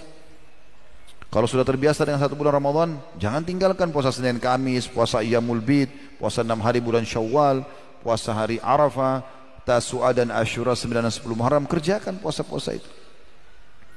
Ini perlu digarisbawahi, ya. Juga teman-teman sekalian, berhubungan dengan masalah sholat malam ini, kalau seandainya ada di antara kita yang selepas tarawih, lalu dia bangun malam, sepertiga malam, masih boleh nggak dia sholat? Khilaf di antara ulama. Tapi umumnya ulama membolehkan. Masih ada waktu dengan malam, anda mau sholat lagi, tidak ada masalah. Ada yang mengatakan cukup dengan 11 rakaat yang sudah dikerjakan. Kalau sudah tarawih nggak usah tahajud. Tapi ada juga yang mengatakan boleh saja. Anda pernah lihat Masjid Haram Mekah dan Masjid Nabawi Madinah, terutama di 10 terakhir Ramadan, mereka sholat tarawih 23 rakaat sampai selesai jam setengah 11 biasanya, kayak Ramadan nanti ini, terutama 10 terakhir ya. Kemudian nanti setengah 1 malam sholat lagi tahajud mereka. Kalau digabung itu, tarawih 23 rakaat, gabung sholat malamnya lagi, itu 11 rakaat lagi, ya kan? Itu berapa rakaat jumlahnya? 30 lebih. Dan tidak ada masalah, tidak pernah ada fatwa ulama, oh enggak boleh kalau sholat tarawih, enggak boleh lagi kamu ikut sholat malam. Itu ijtihad ada sebagian orang, tapi umumnya ulama mengatakan tidak masalah. Saking pentingnya menjaga, menghidupkan malam itu. Kata Nabi SAW, jangan tinggalkan sholat malam karena itu kebiasaan orang-orang soleh sebelum kalian. Ramadan melatih kita untuk itu. Walaupun nanti teman-teman sekalian, selepas Ramadan kita dianjurkan sholatnya bukan selepas ba'diyah isya, kecuali sholat witir saja, tapi diundur di sepertiga malam. Kalau anda bilang, Ustaz, kan terapi sholat tarawihnya di setelah isya. Di Ramadan ada terapi bangun sahur. Jam berapa kita bangun sahur? 1 jam sebelum subuh biasa kan? Oh, ibu-ibu mungkin 2 jam sebelum subuh kena masak. Itu waktu mustajab doa. Anda sudah dibiasakan bangun dalam 1 bulan. Jangan setelah Idul Fitri tinggalkan lagi bangun itu. Itu waktu luar biasa. Allah turun ke langit bumi, bertanya lagi kepada para malaikat. Bukan kita datang ke kayak kita presiden atau gubernur, kita datang ke kantornya, enggak. Allah datang ke langit bumi, bertanya lagi para malaikat. Ada yang mohon ampun, saya maafkan. Ada yang punya hajat, saya penuhi. Ada yang minta tolong, ya saya akan tolong. Kenapa disia-siakan ini? Ini hal yang luar biasa ini. Kemudian baca Al-Quran di Ramadan terakhirku. Kalau seandainya anda sudah tahu, alhamdulillah. Tapi kalau belum tahu, kita jelaskan bahwasanya Al-Quran itu punya hak dari kita teman-teman. Jangan dianggap remeh. Hak yang pertama membacanya. Baca dengan bacaan benar dan mengkhatamnya. 114 surah diurut. Al-Fatihah surah nomor 1, Al-Baqarah surah nomor 2, Al-Imran surah nomor 3, An-Nisa surah nomor 4, Al-Ma'idah surah nomor 5, Al-An'am surah nomor 6, Al-A'raf, Al-Anfal, At-Taubah, terus berurut sampai An-Nas. Berurut. Ngerti enggak ngerti, baca saja. Ini hak pertama. Yang kedua, tadabbur. Kalau tadi baca itu dianjurkan mengkhatam ya, dari awal sampai akhir, terutama di bulan Ramadan. Yang kedua, tadabbur. Apa itu tadabbur teman-teman? Anda pilih dari 114 surah, mana kira-kira surah yang paling menggelitik Anda. Misal contoh, Anda penasaran dengan nama-nama hewan dalam Al-Quran. Ada Al-Baqarah sapi betina, ada An-Naml semut, ada An-Nahl lebah, ya, ada Al-Fil gajah. Kenapa kok ada nama-nama hewan ini? Ada Al-Ankabut laba-laba. Anda mulai dari surah itu, tadabbur 10 ayat, tidak usah lebih dari 10 ayat. Kenapa? Karena dinukil dari para salafus saleh, para sahabat mengatakan, kami kalau bertemu, kami tidak berpisah kecuali kami sudah mempelajari 10 ayat Al-Quran. 10 ayat. Kalau kita tadabbur 10 ayat, Al-Quran itu ada 6.000 sekian ayat ya. Kalau 1 hari 10 ayat, berarti 1 bulan kita punya berapa ayat? Kalau 30 hari 300 ayat. Berarti Anda sudah mentadabburi. Tadabbur itu merenungi terjemahannya, memahami apa yang dikandung di situ, hukum-hukumnya, sebab turunnya ayat itu, pendapat para ulama. Nah gitu, 10 ayat. Berarti 1 bulan kita punya 300 ayat. 1 tahun kali 12, kalau kita 10 ayat per hari, berarti 300 1 bulan. Kalau 30 hari ini kita hitung, kalau 30 hari semua bulannya 30 hari kali 12, berarti kita punya 3.600 ayat yang sudah kita tadabburi dalam 1 tahun. Kurang dari 2 tahun habis 30 juz Al-Quran, tadabbur ayatnya. Baca ayatnya, baca terjemahannya, pendapat situ ulama tafsir, ada hadis penguat. Sekarang banyak kan aplikasi Al-Quran di handphone kita, bisa baca dengan terjemahannya dan segala. Itu yang kedua. Yang ketiga, menghafalnya. Hafal juga ini teman-teman, selalu syaitan bilang, 30 juz berat. Tidak usah begitu, mulai saja dulu. Dan saran saya sederhana, mulai 10 ayat saja, 10 ayat per hari. Dan menghafal ini tidak harus seperti membaca tadi, nggak harus berurut, Al-Fatihah, Al-Baqarah, Al-Imran, tidak harus. Pilih surah yang paling Anda suka dulu. Misalnya saya mau tahu tentang Nabi-Nabi, surah Al-Anbiya, ada surah Al-Qasas. Ibu-ibu mungkin mau tahu tentang perempuan, ada surah An-Nisa, ada surah Maryam. Mau tahu tentang hari kiamat, ada Al-Qiyamah, ya. Ada Al-Zalzalah dan ada surah-surah yang lainnya. Maka Anda mulai dari surah-surah ini dulu. Surah yang paling Anda suka kira-kira dari, lihat saja daftar isinya dari 115, oh surah ini, saya mulai aja hafal 10 ayat. Sama tadi hitungannya dengan tadabbur ya. Kalau 10 ayat per hari dan 10 ayat ini dipakai ya dalam sholat. Seperti misalnya, anggap kalau Anda jadi imam subuh, ya, berarti Anda baca 5 ayat di rakaat pertama, 5 ayat di rakaat kedua yang sudah Anda hafal. Kalau Anda tidak jadi imam, jadi makmum, ya sudah, kita pindah ke sholat duhanya. Kalau ibu-ibu kan sholat di rumah bisa 5 ayat di rakaat pertama, 5 ayat di rakaat kedua, berarti sudah selesai itu. Atau di sholat duha, duha bisa 2 rakaat minimal, jumlah rakaatnya tidak ada batasnya, tapi boleh 4 rakaat, boleh 8 rakaat. Kalau kita ambil misalnya jumlah sholat Anda 4 rakaat saja duha, di 2 rakaat pertama ulangi 5 ayat yang sudah Anda hafal, ya, kemudian di rakaat kedua 5 ayat, 10 ayat selesai, salam. 2 rakaat lagi ulangi, tidak apa-apa, karena pisah kan, sudah salam. Baca lagi 5 ayat tadi yang sudah dihafal, juga di rakaat keduanya. Ada solat qabliyah duhur. Berapa rakaat qabliyah duhur? 4 rakaat. Karena kata Nabi SAW, siapa yang menjaga 4 rakaat sebelum duhur dan 4 rakaat sesudah duhur, Allah akan haramkan baginya api neraka. 4 rakaat ini Anda ulangi lagi, 2 rakaat salam, 2 rakaat salam. Rakaat pertama 5 ayat tadi yang sudah dihafal, rakaat kedua juga 5 ayat lagi, 10 ayat sudah.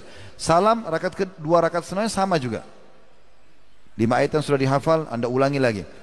Rakaat kedua juga sama. Ba'diyah duhur atau 2 rakaat duhur juga boleh, ba'diyah duhur juga ada. Qabliyah asar ada 4 rakaat.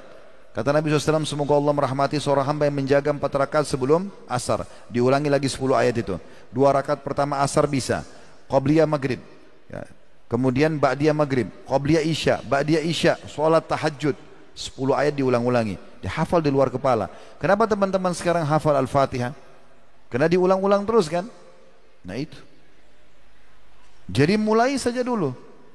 Tapi nanti lupa Ustaz, jangan pikir lupanya. Mulai saja dulu.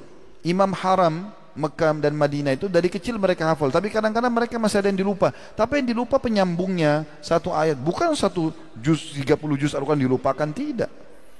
Mulai dari 10 ayat dan harus berazam mulai. Kalau Anda mau mulai dari juz 30 nggak ada masalah, hafal dulu semua, ulangin dalam sholat. Lagi naik motor, mau jalan kemana, mau ke kantor, mau ketemu teman-teman, mau silaturahim sambil murajaah. Daripada tunggu lampu merah, lihat helmnya orang warna apa, merek motornya apa, untuk apa? Baca a'udzubillahi minasyaitonir rajim, bismillahirrahmanirrahim, wattini wazzaitun, baca abasa wa tawalla amma yatasaalun, ya. Kaf ha mim ain sad, zikr rahmat rabbika abdahu Zakaria, dan seterusnya, bisa diulangi. Ini yang ketiga, hafal.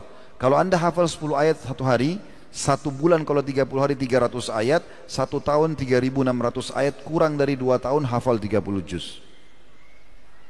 Yang keempat, mengamalkan isinya. Praktekin isi Al-Quran. Ini hak Al-Quran yang harus dikasih.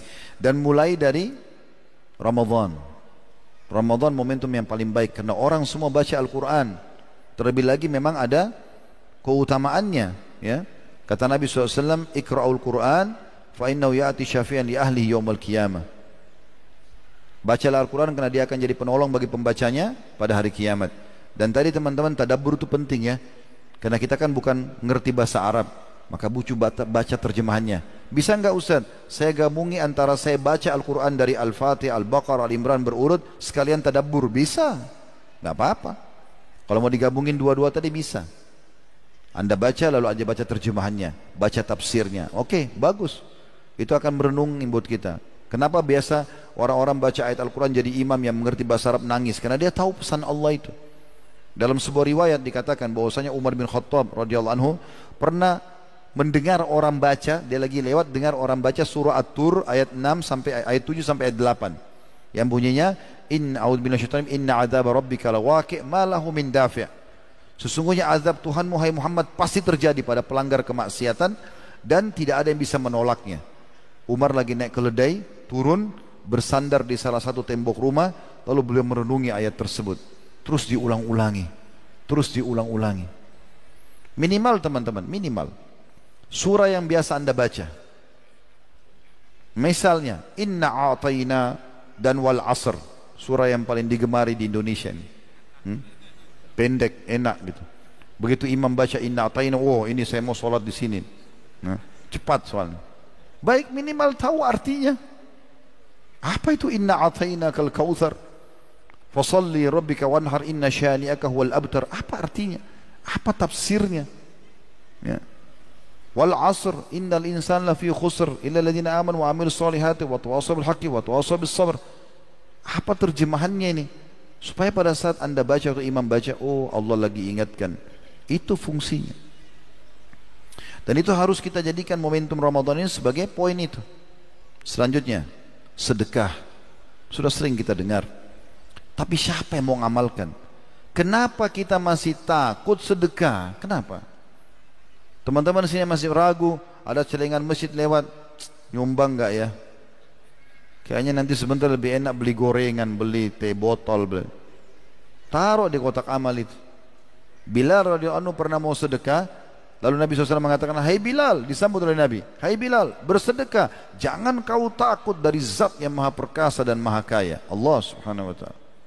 Nabi SAW mengatakan, mana qasamalu min sadaqah. Mau kaya, sedekah.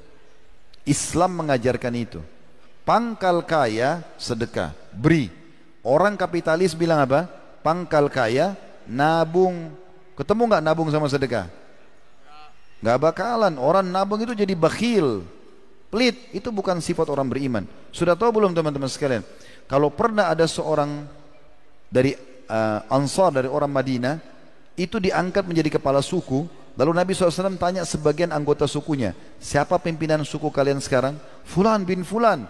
Kata Nabi SAW, bagaimana orangnya? Oh dia tampan, dia berwibawa, cuma saja dia pelit ya Rasulullah. Pimpinan tapi pelit. Kata Nabi SAW, penyakit jiwa apa yang lebih berat daripada pelit? Dianggap penyakit itu oleh Nabi SAW. Kapan kita sudah pelit gak mau keluar? Maka ini berarti penyakit ini. Ya.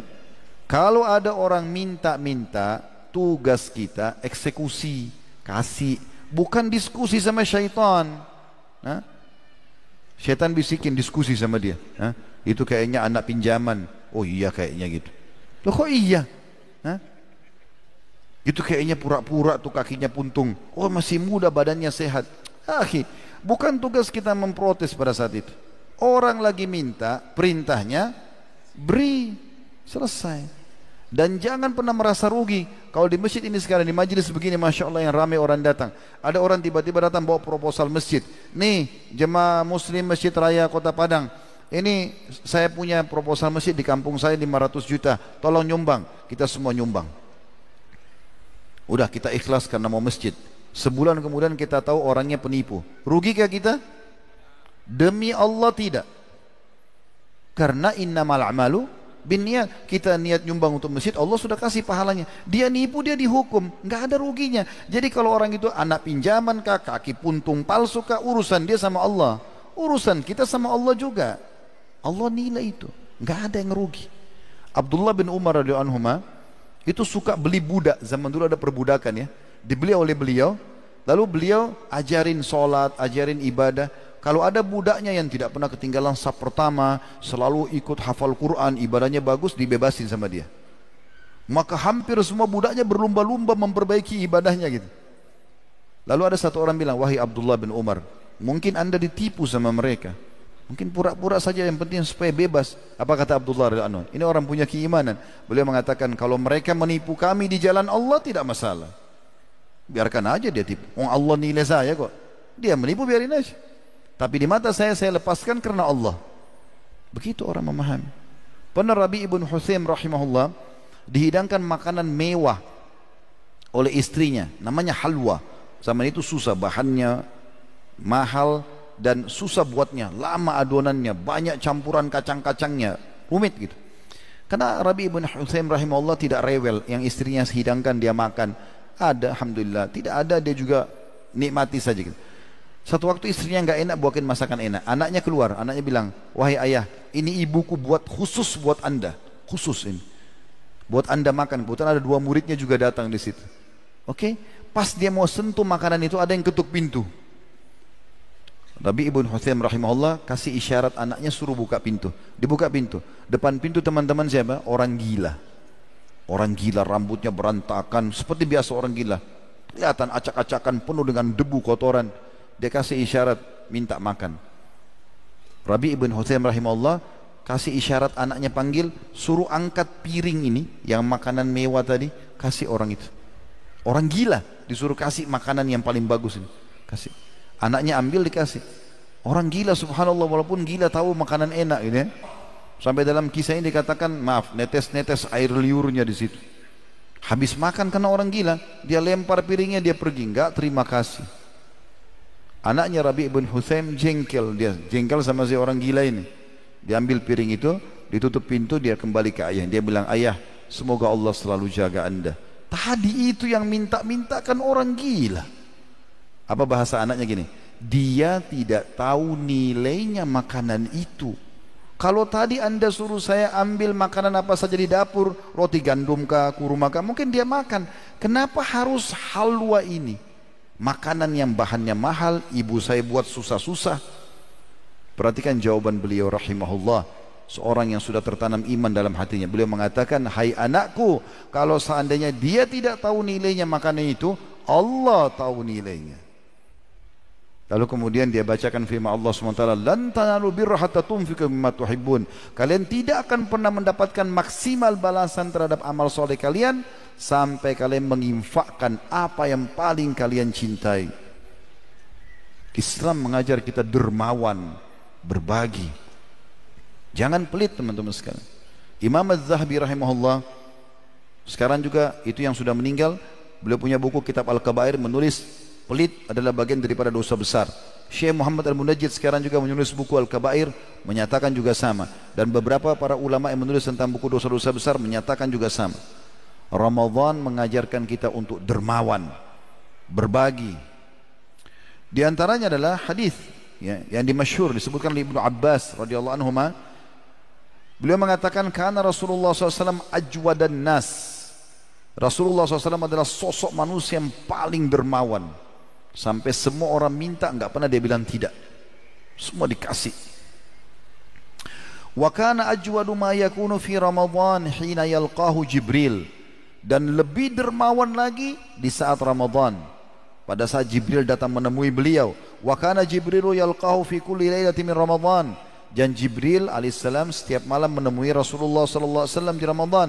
Fayudarisuhul Quran. Lalu dia mengajarkan padanya Al-Quran. Jibril mengajarkan kepada Nabi Muhammad SAW. Fala Rasulullah SAW hina yalqa Jibril ajwadu bil khairi min rihil mursala.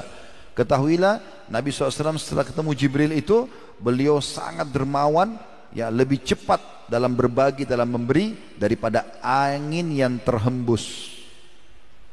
Berikan orang teman-teman sekalian. Beliau juga mengingatkan dalam hadis Dan diriwayatkan Bukhari, "Mana kasat sadaqah min mal." Tidak akan berkurang harta orang karena bersedekah. Saya tanya teman-teman, mau enggak kita puasa Ramadan dapat pahala 30 hari puasa, tapi plus 30 lagi? Mau enggak? Cuma 5 orang yang mau ini. Mau semua? Mau enggak 90 pahala, 100 pahala, 1000 pahala, berapapun Anda mau bisa Anda dapatkan. Bagaimana caranya Ustaz? Saya bicara pahala puasa ya. 30 hari puasa Ramadan tapi pahala kita 1000 pahala puasa. Buka puasakan orang. Buka puasakan orang. Kata Nabi SAW, "Man fattara sha'iman." Siapa yang buka puasakan orang lain, ini bersedekah ini. Kana lahu mithlu ajrihi min ghairi an yanqus min ajri sha'imin syai'. Dia akan dapat pahala orang yang dia buka puasakan tanpa diambil dari pahala orang yang dibuka puasakan.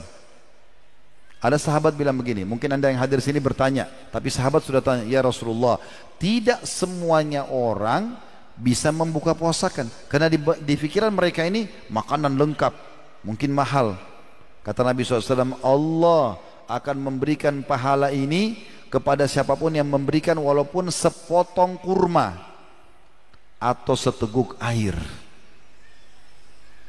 Ini air mineral, ini mungkin botol, ada yang gelas ya, 1 dus isinya 48 gelas ya, harganya 30 ribuan kurang lebih ya, kurang lebih. Saya tidak bicara merek, 30 ribu. Dengan 30 ribu rupiah Anda dapat 48 gelas. Mulai sekarang pulang, booking semua musola-musola dekat rumah. Saya yang taruh airnya Pak ya.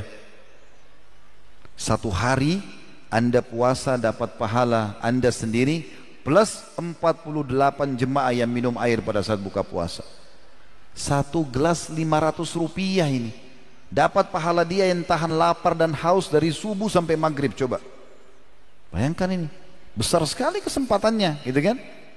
Kalau Anda bisa beli, berapa jemaah di sini? 1000 orang. Anda punya kemampuan beli 1000 dus setiap hari, bagikan, dan tidak akan pernah kurang harta karena sedekah. Allah akan balas ya.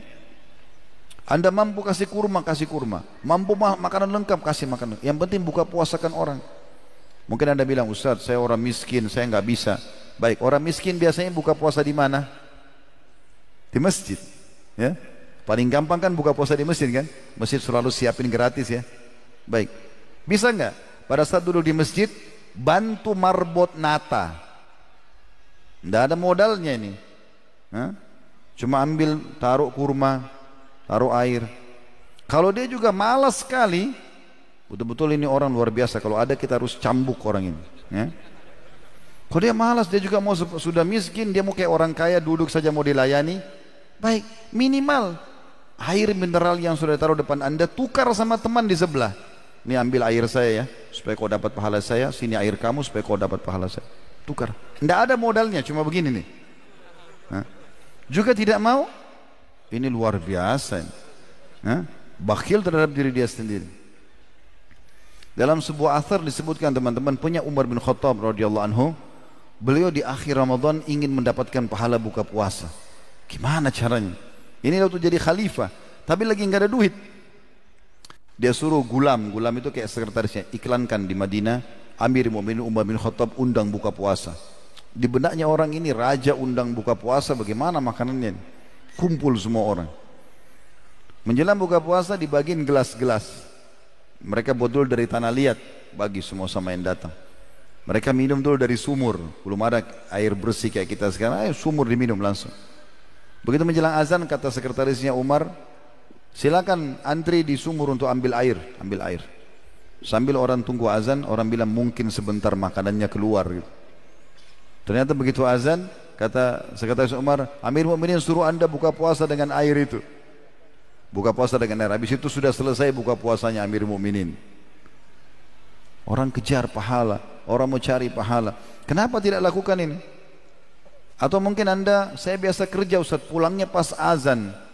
Baik, di jalan, taruh di motor, beli beberapa gelas air, 5 gelas air, bagi kepada orang di lampu merah lagi macet, kasih teman di sebelah. Buka puasa atau mampir sebentar di pinggir, kasih orang. Kan banyak peluang. Jadi bisa mendapatkan banyak sekali kesempatan di bulan Ramadan, pahala-pahala yang besar. Kemudian beliau pindah di penutupan, ada tinggal beberapa poin saja, masalah silaturahim. Beliau juga menganjurkan di sini bagaimana seseorang itu juga menjadikan Ramadan momentum untuk menjenguk kerabatnya yang sedang sakit, ya, untuk membantu yang susah. Mungkin Anda siapkan berasnya, Anda bayarkan listriknya, apapun sedekah. Tapi ini termasuk ada silaturahimnya, walaupun ada hubungannya dengan masalah sedekah tadi, ya. Jadi teman-teman sekalian, pernah ada sabda Nabi SAW, ya, hadis ini diriwayatkan oleh Tirmidzi dan dinyatakan hasan oleh para ulama hadis. Kata Nabi SAW, as-sadaqatu 'alal miskini sadaqah. Mengeluarkan bantuan kepada orang miskin dihitung sedekah. Wa hiya 'ala dzi rahimi thintan.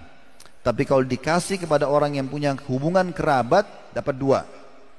Sadaqatun wasilah. Dapat pahala sedekahnya dan silaturahimnya. Dalam hadis yang lain kata Nabi SAW, siapa yang mau dipanjangkan umurnya, ya, diluaskan rezekinya, maka dia lanjutkan hubungan silaturahim. Maka dahulukan kerabat. Pernah juga ada sahabat bawa satu kantong dirham, lalu dia mengatakan, ya Rasulullah, saya mau sedekah. Dua target saya, dua-duanya miskin. Satu orang biasa, tidak ada hubungan kerabat, yang satu punya hubungan kerabat. Yang mana saya dahulukan? Kata Nabi SAW, kalau kau dahulukan yang punya kerabat denganmu, kau akan dapat pahala sedekah dan juga silaturahimnya.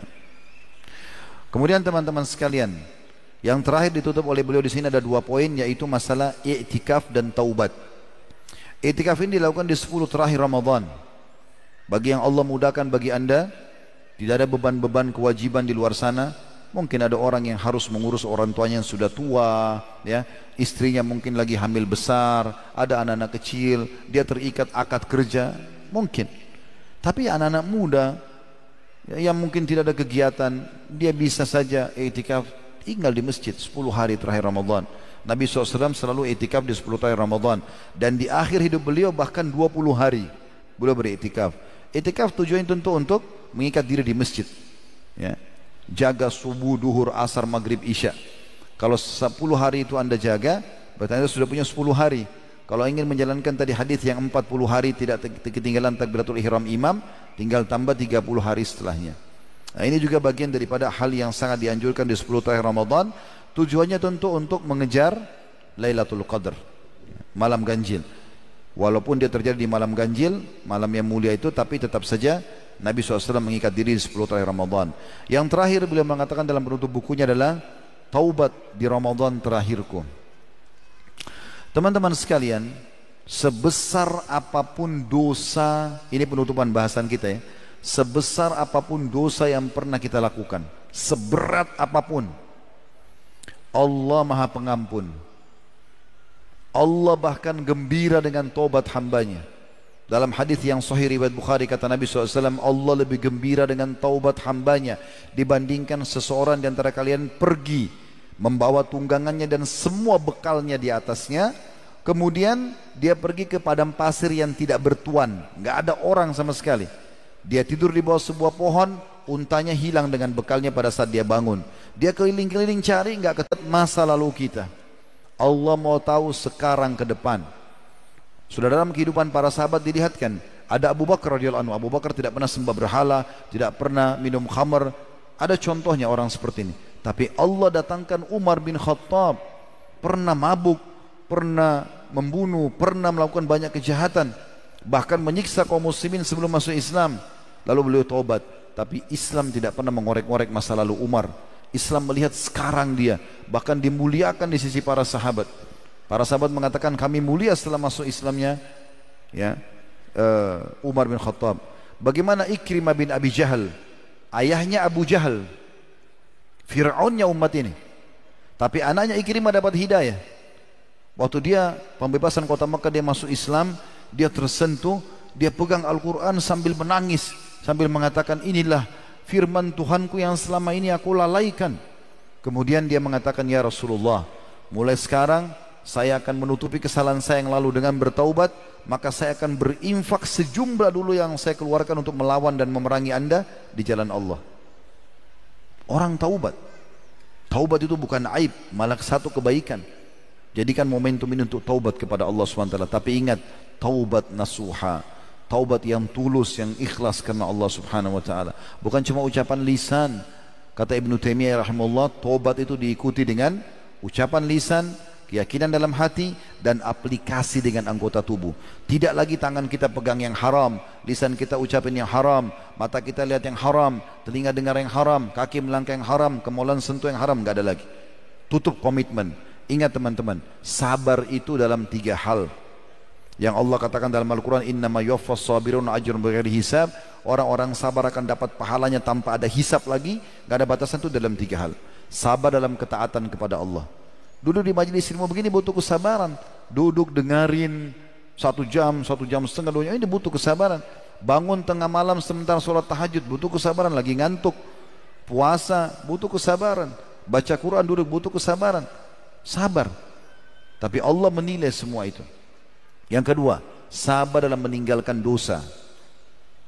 Kalau anda sudah tobat nasuha, ada godaan lagi datang, sabar.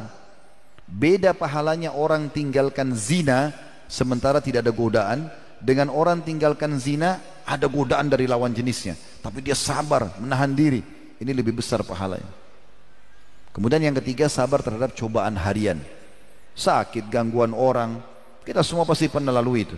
Siapa di antara kita sini tidak pernah flu, demam, sakit gigi, sakit kepala, keseleo kakinya?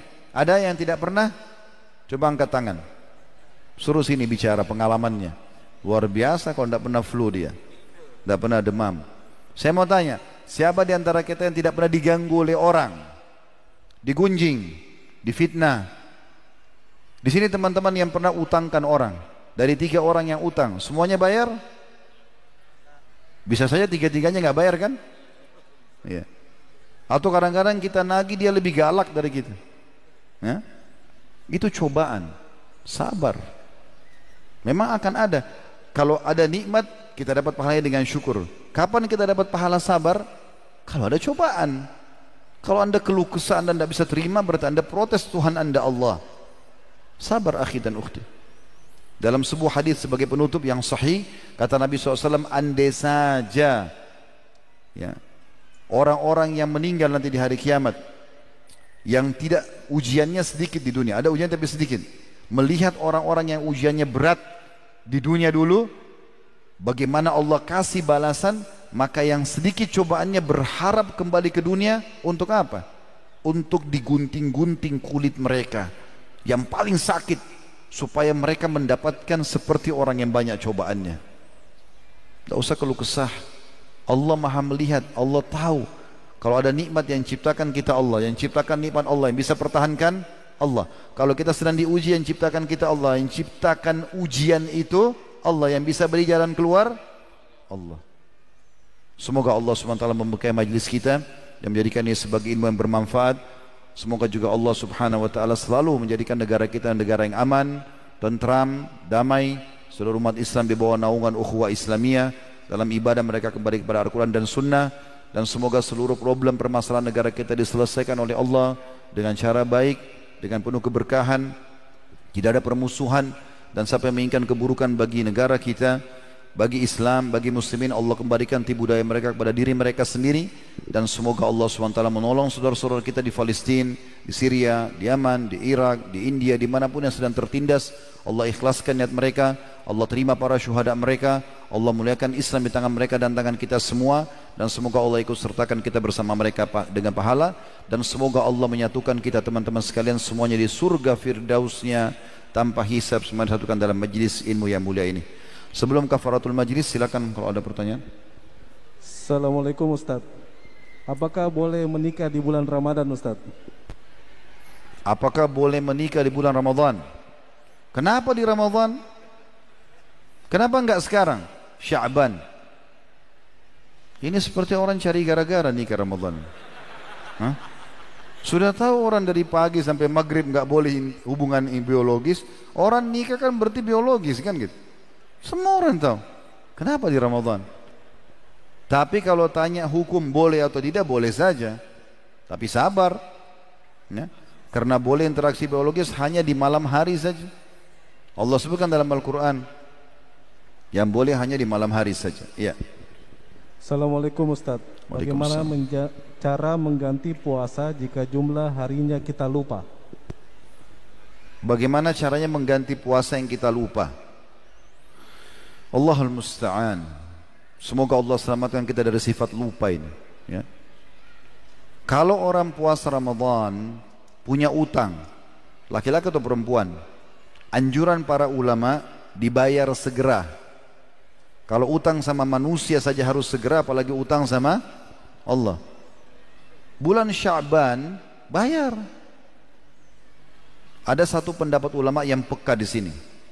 Hadis tentang puasa Syawal. Man shama Ramadhana thumma atba'u sittan min Syawal kana kasumad dahr. Siapa yang puasa Ramadan sebulan penuh diikuti dengan 6 hari bulan Syawal, sama dengan puasa setahun penuh, gitu kan? Jadi ibaratnya teman-teman kerja di kantor 12 bulan, tapi pimpinan kantor bilang begini, udah kerja full Januari tambah 6 hari Februari, gajimu 1 tahun. Kan begitu rasionalnya. Tapi di sini perlu Anda tahu, ulama bilang begini, pahala ini akan didapatkan orang yang sudah menyempurnakan Ramadannya. Misal, kalau ada orang punya utang 5 Ramadan, misal akhwat kita karena haid misalnya, dia punya utang Ramadan, boleh enggak dia puasa Syawal dulu baru nanti bayar utang? Boleh. Karena Aisyah radhiyallahu pernah membayar di bulan Sya'ban, gitu kan. Tapi permasalahannya, kalau dia sudah puasa 6 hari bulan Syawal, dia masih punya utang 5 hari Ramadan, selama ini belum dibayar, pahala setahun belum didapat. Maka yang paling afdal kata ulama, bayar dulu 5 hari puasa Ramadannya, mumpung dia masih semangat karena kemarin puasa banyak di Ramadan, baru puasa 6 hari bulan Syawal, selesai. Kalau dia meninggal juga nggak ada beban. Kesian juga ahli waris Anda gitu. Kalau seandainya Anda meninggal dan itu puasa wajib, wajib dibayar oleh walinya, kan gitu. Baik, bagaimana kalau seandainya lupa? Kalau seandainya lupa, yang dimaksudnya adalah jumlahnya ya. Kalau jumlahnya, kalau Anda cuma tebak-tebak, kayaknya Ramadan kemarin saya punya utang. Enggak, jangan tebak-tebak, harus pastikan. Kalau yang Anda lupa jumlahnya 4 hari atau 5 hari ya, pilih yang lebih besar, 5 hari saja. 4 atau 5, pilih 5. Beda dengan sholat. Kalau sholat Anda ragu, ini rakaat keempat atau rakaat ketiga, pilih yang lebih sedikit, rakaat ketiga. Ya. Karena kata Nabi SAW, pilih yang lebih sedikit, karena kalaupun misalnya ternyata lebih, jumlah rakaat target sudah terpenuhi. Tapi kalau kita pilih yang lebih besar, ternyata dia kurang, maka tidak sempurna sholatnya. Tapi kalau puasa, pilih jumlah yang lebih besar. 4 atau 5 hari, pilih 5 hari, supaya Anda aman. Dan jangan tunda-tunda. Sebagai penutup di pertanyaan ini, saya tambahkan, pernah ada seorang ibu bertanya di Jakarta, di majelis kami, di kertas, Ustadz, bagaimana hukumnya? Waktu itu tinggal 3 hari lagi Ramadan. Ini sekarang masih 2 minggu lagi kurang lebih. Alhamdulillah ini bertanya. Itu 3 hari lagi. Dia bilang, bagaimana hukumnya Ustaz? Orang yang masih punya utang 2 minggu puasa Ramadan. Kapan dia tanya? 3 hari lagi mau Ramadan. Saya bilang, ibu kemana aja nih 11 bulan? Nanyanya baru sekarang. Kesian Ustadznya ini. Seperti pesawat sudah patah dua-dua sayapnya, Ustadz selamatkan. Mau dijawab apa ini? Ya sudah, ibu taubat sekarang, bayar semampunya, tapi tidak boleh hari syak. Hari syak itu hari yang diragukan, hari terakhir Sya'ban, nggak boleh lagi orang puasa. Berarti cuma bisa puasa 2 hari sekarang. Anda punya 2 minggu, 14 hari, berarti terbayar 2. Taubat nasuha, habis Idul Fitri bayar, dan jangan tunda lagi. Allahu a'lam. Ya, silakan. Assalamualaikum Ustaz. Afwan, ana ingin bertanya. Dalam hadis di bulan Ramadan, setan dibelenggu, namun godaan untuk berdosa masih tetap ada. Setan macam apakah itu Ustaz, dan bagaimana cara mencegahnya? Teman-teman fahami dulu firman Allah Subhanahu wa taala berhubungan dengan syaitan. A'udzubillahi minasyaitonir rajim. Allah berfirman, "Inna kaidasyaitani kana dha'ifa." Allah bilang sesungguhnya syaitan dan tipu dayanya adalah lemah. Lemah. Saya mau tanya teman-teman, kalau seandainya syaitan kuat, perkasa, seperti yang Anda sering bilang, syaitannya kuat nih, kira-kira Anda bisa duduk di sini majelis kita? Bisa sholat? bisa makan, bisa tidur. Nggak mungkin. Semua kita pasti diikat lehernya sama syaitan, dijadikan budak. Syaitan lemah, hanya bisikin. Jangan dengar, selesai. Allah kasih lagi kita senjata. Wa imma yanzagannaka minasyaitanu nazkun fasta'id billah, kata Allah. Kalau sudah mulai ada bisikan syaitan, minta perlindungan kepada Allah. A'udzu billahi minasyaitonir rajim. Aku berlindung kepada Allah dari syaitan ar-rajim. Tahu makna rajim apa? Orang kalau sudah menikah berzina dia apa? Rajam, dilempar sama batu. Ar-rajim, dia dipanah dengan panah-panah api. Allah utus malaikat membakar syaitan itu. Tidak usah anda yang lawan. Syaitan itu lemah. Jadi jangan selalu berlindung di belakang, oh syaitan ini kuat. Anda yang menguatkan dia. Lawan, ya kan? Sekarang dibisikan untuk berzina. Enggak, saya enggak mau. Terus syaitan ini buat apa? Menjelma, cekik anda? Enggak. Sekarang sholat, dia cuma bisik. Nanti aja sholatnya. Enggak, saya mau sholat. Nah, bisa buat apa-apa dia. Tetap kita bisa sholat kan? Maka lawan syaitan itu. Ya, jadi saya jawab pertanyaan ini dari sisi lain ya. Jadi supaya jangan dianggap syaitan itu kuat, dia lemah sekali. Ya. Assalamualaikum Ustaz. Bagi kami anak sekolah, sebagian besar siswa menyontek adalah hal yang lumrah. Yang ingin saya tanyakan adalah, habiskah pahala puasa jika menyontek ketiga bulan Ramadan? Kenapa nyontek? Ini ciri orang malas. Kenapa nyontek? Berarti jadi bodoh terus itu kalau nyontek. Belajar. Teman kita yang pintar punya mata berapa? 2. Kita punya mata berapa? 2. Dia punya kuping berapa? 2. Kita punya 2. Sama enggak? Otaknya sama. Kenapa dia bisa? Karena dia mau belajar. Kenapa kita enggak bisa? Karena kita malas. Itu aja kok masalahnya. Nyontek ini bahaya, penyakit ini, membuat orang malas. Kenapa? Kalau dia bisa, saya bisa. Harusnya begitu. Saya dulu teman-teman tuh lagi sekolah, lagi kuliah, saya selalu pakai prinsip itu. Kenapa teman-teman di kelas ini selalu ada yang juara 1 di depan? Dulu kelas itu ada 50 orang untuk kami kuliah. 2 baris pertama di depan, rajinnya luar biasa. Dosen masuk, buka buku tulis, buka kitab, tulis semua. 55 menit atau 50 menit itu nggak pernah berkedip mata mereka. Tanya Syekh, ini saya belum faham. Terus baris ke belakang mulai, tengah-tengah mulai malas. Baris belakang ini ngantuk semua, tidur, mengkhayal, coret-coret kertas. Saya dulu pernah duduk di belakang. Tujuan saya duduk di belakang paling pinggir sebelah kanan supaya saya bisa lihat kelas semua dan terdengar suara dosen. Tapi saya lihat ke sebelah saya ini tidur, yang ini ketawa, ngobrol sama temannya. Apalagi kalau dosennya nggak mau tahu. Ada dosen kadang-kadang antara dia sama papan tulis kan, dia aja ngobrol sama papan tulis. Dia tak mau mahasiswanya ngantuk, mau tidur, mau faham, terserah. Saya terpengaruh juga ini. Mulai besok tidak, saya harus punya prinsip. Kalau saya berdekat sama mereka, saya sama nih, saya pindah ke depan. Waktu saya pindah ke depan, saya duduk sama mereka, teman-teman, susahnya luar biasa awalnya. Mereka cepat sekali nulis. Saya baru tulis berapa kalimat sudah ketinggalan karena apa yang dosen bilang ditulis sama mereka. 3 bulan saya adaptasi. Tapi setelah itu alhamdulillah bisa. Dan ternyata nikmat sekali menjadi orang pintar itu. Waktu menjelang ujian, buku kita difotokopi, banyak yang baca, banyak yang hafal ayat, hafal hadits, enak benar. Dan ternyata kita karena kalau sudah paham di kelas, kita malam ujian tinggal belajar sedikit selesai. Ya? Kalau target kita teman-teman mendapat nilai 100 atau menjadi orang yang juara 1, kita kalau tidak raih itu pasti tidak jauh. Juara 2, juara 3 gitu. Tapi kalau angka lulusnya 60, target Anda 60 bisa tidak lulus kan? Nah, iya. Ini tidak boleh. Menipu, menyontek, ini enggak boleh. Masuk dalam umum sabda Nabi SAW, siapa yang menipu kami bukan dari golongan kalian. Karena itu kan menipu. Menipu sekolah, menipu diri dia sendiri. Kenapa dia harus nyontek? Belajar, ini ciri orang yang malas gitu. Jadi saya tidak mau jawab apakah pahala puasanya hilang semua, bukan itu yang perlu dijawab. Hilangkan nyonteknya ini. Untuk apa nyontek?